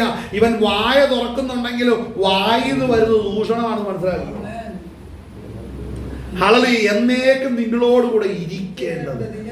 ആമേൻ. അവിടെ ഒരു കെട്ടിടം പണിത് കുരിശു വെച്ച് അതിന്റെ അകത്ത് ഇരിക്കുന്നതെന്നാണ് അവിടെ പറഞ്ഞത്. അല്ല, നാം ദൈവത്തിന്റെ ആലയമാണ്. ഞാൻ എന്ന വ്യക്തി, വിൻസെന്റ് എന്നുള്ള വ്യക്തി ദൈവത്തിന്റെ ആലയമാണ്. ഞാൻ ദൈവത്തിന്റെ ആലയമാകുന്നത് എങ്ങനെയാണ്?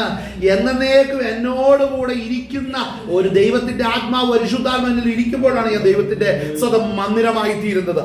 ഹല്ലേലൂയ. ഇതാണെന്ന് പ്രസംഗിക്കേണ്ടത്, ഇതാണെന്ന് ബോധിപ്പിക്കേണ്ടത്, ഇതാണ് അനേകരുടെ കണ്ണ് തുറപ്പിക്കേണ്ടത് ഈ വിഷയം പറഞ്ഞാൽ. പക്ഷേ അനേകരുണ്ടല്ലോ ട്രെൻഡുകളുടെ പുറകിലാണ്, സത്യം പറയുന്നില്ല. ഈ സംഘടനയ്ക്കകത്തൊരു പ്രശ്നം എന്താണെന്നറിയാം. ഇപ്പൊ പാസ്റ്റർമാരെ സംബന്ധിച്ച് പറഞ്ഞ ഒരു സംഘടനയ്ക്കകത്ത് ഒരാളൊരു സത്യം പറഞ്ഞാലുണ്ടല്ലോ, മറ്റൊരുത്തൻ ഇത് പറയാതിരിക്കുമ്പോൾ വിശ്വാസത്തിലേക്ക് ആ പാസ്റ്റർ അങ്ങനെ പറയുന്നുണ്ട്, നിങ്ങൾ പറയാതിരുന്നത് എങ്ങനെയാ? നിങ്ങൾ എല്ലാവരും ഒരു സംഘടനയ്ക്കതില്ലേ. അപ്പൊ എന്നാ വേണം? പറയുന്നവന്റെ വായ ഒന്നേ അടപ്പിക്കണം. മനസ്സിലാകുന്നുണ്ടോ? അല്ലെങ്കിൽ എല്ലാവരും ഒരുപോലെ പറയണം. എല്ലാവരും പറയത്തില്ല, കാര്യം വിളിക്കപ്പെട്ടവർ ചുരുക്കമാണ്. വിളിക്കപ്പെട്ടവൻ പറയാൻ തുടങ്ങുമ്പോൾ പറയും, സ്വതന്ത്രം നീ പറയണ്ട, മിണ്ടരുത്, നിനക്ക് സ്വതന്ത്രം. അങ്ങനെ സത്യം പറയുന്നവർ എന്നെ കാണിക്കും, ആർക്കും വേണ്ടാത്ത സഭകൾ കൊടുത്തുകൊണ്ട് ഒതുക്കും. ഞാനിപ്പോഴും ഓർക്കുന്ന ഒരു ദൈവാസനെ കണ്ട് എനിക്ക് ഭയങ്കര വിഷമമായി പോയി കേട്ടോ. ഞാൻ പഠിച്ചുകൊണ്ടിരുന്ന സമയത്തായിരുന്നു. ആ ദൈവാസനോട് പറഞ്ഞ കാര്യം എന്ത് ചെയ്യാനാന്നേ. അപ്പൊ അദ്ദേഹം പല കാര്യമോ വചനത്തിന്റെ മർമ്മങ്ങൾ, പല യാഥാർത്ഥ്യങ്ങൾ അദ്ദേഹം പറയുക. അപ്പൊ പല കാര്യങ്ങൾ പറഞ്ഞു കഴിഞ്ഞപ്പോ എന്നോട് പറഞ്ഞു, ഞാനൊക്കെ എന്ത് ചെയ്യാനാ? സംഘടനയ്ക്കകത്ത് ഞാൻ നിന്ന് എന്നെയൊന്നും ആർക്കും വേണ്ടല്ലോ. എനിക്ക് കിട്ടിയ ഒരൊറ്റ സഭ പോലും നല്ലതില്ല. ഞാൻ ചെന്നിടത്തൊക്കെയും അനേകർ ബലപ്പെട്ടിട്ടുണ്ട്, അനുഗ്രഹിക്കുന്നുണ്ട്. എന്നാൽ ഒത്തിരി പേര് എന്നെ ഉപദ്രവിച്ചിട്ടുണ്ട്. സഭയ്ക്കകത്ത് വിശ്വാസിയായിരിക്കുന്ന ഉപദ്രവിച്ചിട്ടുണ്ട്. ശരിക്കും പറഞ്ഞാൽ ഈ വ്യക്തി വിളിക്കപ്പെട്ട വ്യക്തിയാണ്. ശരിയായ പരിശുദ്ധാത്മാവാണ് ആ വ്യക്തിയിൽ ഇരിക്കുന്നത്. അതുകൊണ്ടാണ് ആ വ്യക്തി ഒറ്റപ്പെടേണ്ടി വന്നത്. അദ്ദേഹത്തിന് ഒരു സംഘടന കൊടുക്കില്ല, ഒരു പരിപാടിക്കില്ല. എല്ലാവരും ഈ സംഘടനയ്ക്കകത്ത് പ്രധാനപ്പെട്ട ചില ഇവന്റുകളിലൊക്കെ ചെല്ലുകയും വലിയ വലിയ കൂട്ടങ്ങളിൽ ചെല്ലുകയും ചെയ്യുമ്പോൾ ഈ വ്യക്തിക്ക് സ്ഥാനമില്ല. ഇങ്ങനെ അവിടെ പോയി ഇരിക്കേണ്ടി വരും. വിശ്വാസികളുടെ കൂടെ പോയിരിക്കേണ്ടി വരും. അപ്പോഴും വ്യാഖ്യാനിക്കുന്ന എന്നാണെന്നറിയാവോ? കണ്ടോ, ഞങ്ങളെല്ലാം ഈ ധനവാനെ ലാസറിന്റെ മുമ്പിലുള്ള വലിയ വീട്ടിലേക്ക് ധനവാൻ പറഞ്ഞ പോലെ, കണ്ടോ കർത്താവെ, ഞങ്ങളും എന്റെ മക്കളും എന്റെ സഹോദരങ്ങളൊക്കെ അനുഗ്രഹിക്കപ്പെട്ടു. ആ ലാസറിനെ പോലെ അല്ലല്ലോ ഞങ്ങൾ വിളിക്കപ്പെട്ട് വന്നിട്ട് ഞങ്ങൾ അനുഗ്രഹിക്കപ്പെട്ടില്ലേ? അവനിലേക്ക് എന്തോ ഭയങ്കര ശാപമുണ്ട്, അതാണ് രക്ഷപ്പെടാതെ അല്ലേ? എന്തോ വലിയ കുറവുണ്ട്, അതുകൊണ്ടാണ് അങ്ങേര് രക്ഷപ്പെടാൻ കിടക്കുന്നത്. ഇതുപോലെ പറയുന്ന സംഘടനകളുണ്ട്. സംഘടനയ്ക്കകത്തിരുന്നോണ്ട് ഇതുപോലെ സത്യം പറയുന്ന പാസ്റ്റർമാരെ ഒതുക്കിയിട്ടിട്ട് കാര്യങ്ങൾ കൂടുമ്പോഴത്തേന് ഈ കുത്തുപ്രസംഗം തുടങ്ങും. എങ്ങനെ കുത്തുപ്രസംഗം എന്നറിയാമോ? സത്യം പറയുന്നവരുടെ കുത്തുന്നു. എന്തിനാണെന്നറിയാമോ? നീ പറയരുത്. ഈ കുത്തുന്നത് പരിശുദ്ധാത്മാവാണ്, കുത്തുന്നത് ഒറിജിനൽ ലൂസിഫറാണ്. അറിയോ? നല്ല ചില ലൂസിഫർമാര് ഇങ്ങനെ കുത്താൻ വേണ്ടി കയറി നിൽക്കുമ്പോ ഉണ്ടല്ലോ, നമ്മൾ ഇതിക്കോ ഇവനൊക്കെ എന്നാണോ മാറുന്നത്? ഞാൻ പറയാം, അവൻ മാറത്തില്ല. നീ രക്ഷപ്പെടാൻ നോക്കിയാൽ മതി. പണ്ട് ദേവദാസൻ പറഞ്ഞെന്ന് ഓർക്കണം, കാനവച്ചൻ പറഞ്ഞൊരു കാര്യമാണ് എന്ന് ഓർക്കുന്നു. പ്രസംഗത്തിലെ ഒരിക്കൽ അത് ദേവദാസൻ പറഞ്ഞൊരു കാര്യമാണ്, മതം പഴകിയ അതിനെ രക്ഷിക്കാമെന്ന് വിചാരിക്കണ്ട, രക്ഷപ്പെടാൻ വിചാരിച്ചാൽ മതി.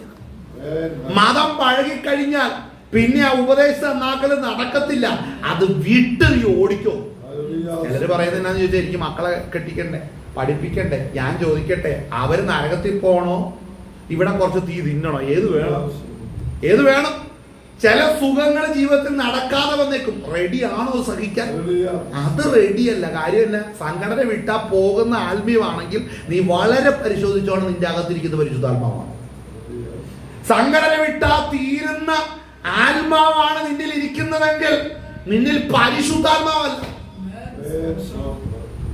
10 പേര് ഒരിക്കൽ ഒരു ദൈവദാസൻ ചോദിച്ചൊരു കാര്യം അല്ലേ, ചോദിച്ചോ ഞാൻ ചോദിച്ചു, അപ്പച്ചൻ അല്ല, അപ്പച്ചനൊന്നും വിളിക്കാറില്ല, ഒരു അച്ചായൻ. ഞാൻ ചോദിച്ചു, എങ്ങനെയുണ്ട് ഇനി ശുശ്രൂഷയുടെ കാലഘട്ടം എന്തെങ്കിലുമൊക്കെ ചെയ്യാന്ന് പറഞ്ഞു. ഓ, ഇനി ഞാൻ ചെയ്യുന്നൊന്നുമില്ല, ഇനി അടുത്ത ജനറേഷൻ ചെയ്യട്ടെന്ന്. ഇനിയൊരു 100 വർഷം പുള്ളി ജീവിച്ചിരിക്കും ഒരു കുഴപ്പമില്ലാതെ. അപ്പൊ ഇനി ഞാനത് ചെയ്തില്ല. അപ്പൊ ഞാൻ ചോദിച്ചു, വേണ്ട ഒരു കാര്യം ചെയ്ത്, നിങ്ങൾ വേറൊരു സംഘടന കിട്ടി പ്രസ്ഥാനത്ത് നിൽക്കണ്ട, വേറെ നിൽക്കുന്നു, നിങ്ങൾ സ്വതന്ത്രമായിട്ട് നിങ്ങൾ പ്രവർത്തിക്കാൻ നോക്കുന്നു. ഒയ്യോ, ഇങ്ങനെ നിൽക്കുന്നത്. ഞാൻ അങ്ങനെ തന്നെ ഇറങ്ങി നിന്ന് കഴിഞ്ഞിട്ടുണ്ടെങ്കിൽ എന്റെ ചുറ്റുമുള്ള ഇത്രയും ദൈവദാസന്മാരും വിശ്വാസികളെല്ലാം വന്ന് ഞങ്ങളെ ഇങ്ങനെ വന്ന് കൊരവള്ളിക്ക് പിടിക്കില്ല എന്നാ ചോദിക്കുന്നത്. നരകത്തിലേക്ക് പോകുമ്പോ കൊരവള്ളി പിടിക്കും ഒത്തിരി പേര് കാണും അല്ലേ? ശ്രദ്ധിക്കേണ്ട ഒരു കാര്യമാണ്, കുറെ പേർക്ക് ഇപ്പോഴും പിടികിട്ടുന്നില്ല. ഇനിയൊരു കുഴപ്പമില്ല, ഇങ്ങനത്തെ ഒരു രോഗവുമില്ല, ഒരു പ്രശ്നവുമില്ല, നല്ല ആരോഗ്യം. ഇവിടെ നിന്ന് വേണം അന്റാർട്ടിക്കക്ക് നടന്നു പോവുകയാണ്. അങ്ങനെയുള്ളവരുണ്ട്. പക്ഷെ ഇതുവരെ ഒന്നും ചെയ്യത്തില്ല, തന്നതില്ല. എന്നെ പേടിയാ. ആരെയാ പേടി? നിന്ന സംഘടനയെ എല്ലാരെയും പേടി. ഞാൻ പറയാം, ദൈവത്തെ ഭയപ്പെട്ടാ മതി, ദൈവത്തെ ഭയപ്പെട്ടാ മതി, കർത്താവിന് ഭയപ്പെട്ടാ മതി. ക്രിസ്ത്യ ജീവിതം എന്ന് പറയുന്ന അടിമ ജീവിതമല്ല, മനസ്സിലായി? ദാസ്യത്വത്തിന്റെ ആത്മാവിനെ അല്ല, അബ്ബാപിതാവേ എന്ന് പറയുന്ന സ്വപുത്രന്റെ ആത്മാവിനെ നൽകിയിരിക്കുന്നത്. ആ ആത്മാവ് എന്റെ നിങ്ങളുടെ ഉള്ളിലുണ്ടെങ്കിൽ പിതാവായ ദൈവത്തെ പിതാവേ എന്ന് വിളിക്കും. മനസ്സിലാവുന്നുണ്ടോ? അതാണ് ആ പ്രാഗൽഭ്യം എന്ന് പറയുന്നത്. അപ്പോൾ പരിശുദ്ധാത്മാവിനെ നൽകിയിരിക്കുന്നതിനാണ്. എന്തിനാണ് നൽകിയിരിക്കുന്നത്? സ്തോത്രം, ഹല്ലേലൂയ. ഞാൻ സത്യത്തിന്റെ ആത്മാവെന്ന മറ്റൊരു കാര്യസ്ഥനെ എന്നേക്കും നിങ്ങളോട് കൂടെ ഇരിക്കേണ്ടത് നിങ്ങൾക്ക് തരും. അടുത്തത്, ലോകം അവനെ കണ്ടോ, ലോകം അവരെ കാണുകയോ കണ്ടോ അറിയുകയില്ല. ഒരു ജഡമനുഷ്യനും പരിശുദ്ധാത്മാവ് എന്നാന്ന് അറിയത്തില്ല. ഹല്ലേലൂയ. ലോകം അവരെ അറിയത്തില്ല, ലോകം അവരെ അറിയത്തില്ല. മനസ്സിലാക്കണം, കർത്താവിന്റെ കാലഘട്ടത്തിൽ യഹൂദന്മാര് തിരിച്ചറിയാതെ സ്വതന്ത്രം അധികാര വൃന്ദങ്ങളെല്ലാം ഒരുപോലെ കർത്താവിനെ ക്രൂശിനെ ഏൽപ്പിച്ചെങ്കിൽ അതുപോലെ കർത്താവിനെ അറിയാതെ കർത്താവിനെ ഉപദ്രവിച്ചതുപോലെ തന്നെ ഈ കാലഘട്ടത്തിൽ ദൈവമക്കളാകുന്ന നമ്മെയും ഉപദ്രവിക്കുന്നു. ആരാ ദൈവമക്കൾ? ഇതേ അഭിഷേകം, ദൈവത്തിന്റെ ആത്മാവെന്ന പരിശുദ്ധാത്മാവിനെ പ്രാപിച്ചവരാണ് ദൈവത്തിന്റെ മക്കൾ. ആ ദൈവമക്കളെ ഇന്നും ഉപദ്രവിച്ചുകൊണ്ടാണ് ഇരിക്കുന്നത്. ഒരു മാറ്റവുമില്ല. നാം ക്രിസ്തുയേശുവിലൂടെ അനുരൂപപ്പെടുന്ന എങ്ങനെയാണ്? ദൈവാത്മാവിൽ നടത്തപ്പെടുന്നവൻ ദൈവത്തിന്റെ മകനാണെങ്കിൽ അവൻ ദൈവത്തോട് പ്രാർത്ഥിക്കുന്നതെല്ലാം നടക്കത്തില്ലേ? അപ്പോൾ പാപമനുഷ്യൻ വന്നിട്ട് ചോദിക്കുന്നു, എന്നാ പിന്നെ എനിക്കിവിടെ കുറച്ച് ഏക്കർ സ്ഥലവും കുറെ കാശ് തരാൻ പ്രാർത്ഥിക്കുന്നു. അതേത് ഡിപ്പാർട്ട്മെന്റിൽ പെടും? അങ്ങനെ ചോദ്യം ചോദിച്ചാൽ ഒരുവൻ ഓടി വന്നിട്ട് പറയുക, എനിക്ക് വേഗം കുറെ സ്വത്തുണ്ടാകണം, കുറെ പണം ഉണ്ടാകണം, നീ ദൈവത്തിന്റെ വൈദ്യനാണെങ്കിൽ പ്രാർത്ഥിച്ചോ. അങ്ങനെ പറയുന്ന ഒരുവൻ വന്നാൽ അവൻ ഏത് ഡിപ്പാർട്ട്മെന്റിൽ പെടുമെന്നറിയാവോ? കർത്താവ് സ്തോത്രം സ്തോത്രം സ്തോത്രം സ്നാനമേറ്റ ഉടനെ കർത്താവിനെ യോർദാനിലേക്ക് നടത്തി 40 നാളും 40 പകലും അവൻ സ്വന്തം ഉപവസിച്ചിരുന്നു. അത് കഴിഞ്ഞപ്പോ പരീക്ഷകൻ അടുത്തു വന്നു. അവൻ അടുത്ത് വന്നിട്ട് ചോദിച്ചു, ഈ കാണുന്ന കല്ലെല്ലാം നിനക്ക് അപ്പമായി തീരാൻ കൽപ്പിച്ചത് കൂടെയോ? മനസ്സിലാകുന്നുണ്ടോ? കർത്താവ് പറഞ്ഞു, മനുഷ്യൻ അപ്പം കൊണ്ട് മാത്രമല്ല ദൈവത്തിന്റെ വായിൽ നിന്ന് വരുന്ന സകല വചനം കൊണ്ടും. എനിക്ക് ഉടനെ നീ പ്രാർത്ഥിച്ച് വീട് സ്ഥലം ഉണ്ടാക്കിത്ത, എനിക്ക് സ്വത്തുണ്ടാക്കിത്ത, എന്നെ വിദേശത്തേക്ക് വിട, അല്ലെങ്കിൽ എനിക്ക് വളരെ സാമ്പത്തികമായ അഭിവൃദ്ധി ഉണ്ടാക്കിത്താന്ന് ഒരുവൻ പറഞ്ഞാൽ അവനോട് പറയേണ്ട വാക്യം 2000 വർഷം മുമ്പ് കർത്താവ് നമ്മളോടും പറഞ്ഞിട്ടുണ്ട്, ന്യായപ്രമാണത്തിൽ എഴുതി വെച്ചിട്ടുണ്ട്. മകനെ, നീ പറയുന്നത് പോലെ പണം കൊണ്ടോ സ്വത്ത് കൊണ്ടോ അല്ല മനുഷ്യൻ ജീവിക്കുന്നത്. ഈ വചനത്തിൽ ഓരോ വചനം കൊണ്ടും ഒരുവൻ ജീവിച്ചിരിക്കുകയല്ലേ. അത് പറഞ്ഞാൽ മതി.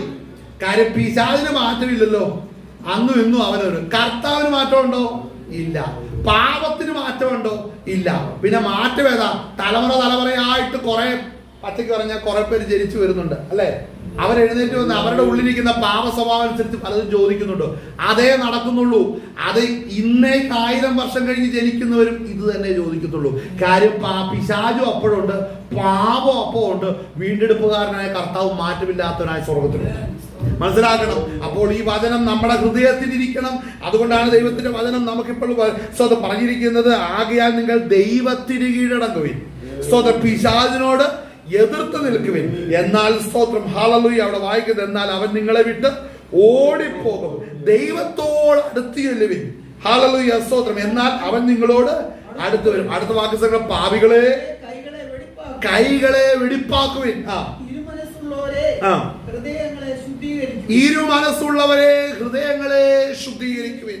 അപ്പോൾ ഇന്ന് പകൽ നേരം നമ്മൾ ശുദ്ധ ഹൃദയത്തോടെ ദൈവസന്നിധിയിലേക്ക് തിരിയുമ്പോൾ കർത്താവ് കൃപ ചെയ്യും. സാത്താനെ ജയിക്കുവാൻ ശുദ്ധ ഹൃദയമുള്ളവർക്ക് സാത്താനെ ജയിക്കുവാൻ കഴിയത്തുള്ളൂ. ഇന്നത്തെ ടൈറ്റിൽ അത് തന്നെയാണ്, ശുദ്ധ ഹൃദയമുള്ളവർക്ക് സാത്താനെ ജയിക്കുവാൻ കഴിയത്തുള്ളൂ. ഇന്ന് പകൽ നേരം ഈ വചനങ്ങളാൽ ദൈവം നിങ്ങൾ അനുഗ്രഹിക്കുമാറാകട്ടെ. നമ്മുടെ കണ്ണുകൾ അടയ്ക്കാം, നമുക്ക് പ്രാർത്ഥിക്കാം, നമുക്ക് ദൈവസന്നിധിയിലേക്ക് നമുക്ക് അടുത്തു വരാം. ഹല്ലേലൂയ. ഈ കേട്ട വചനത്തെ വഹിച്ചുകൊണ്ട് കേട്ട വചന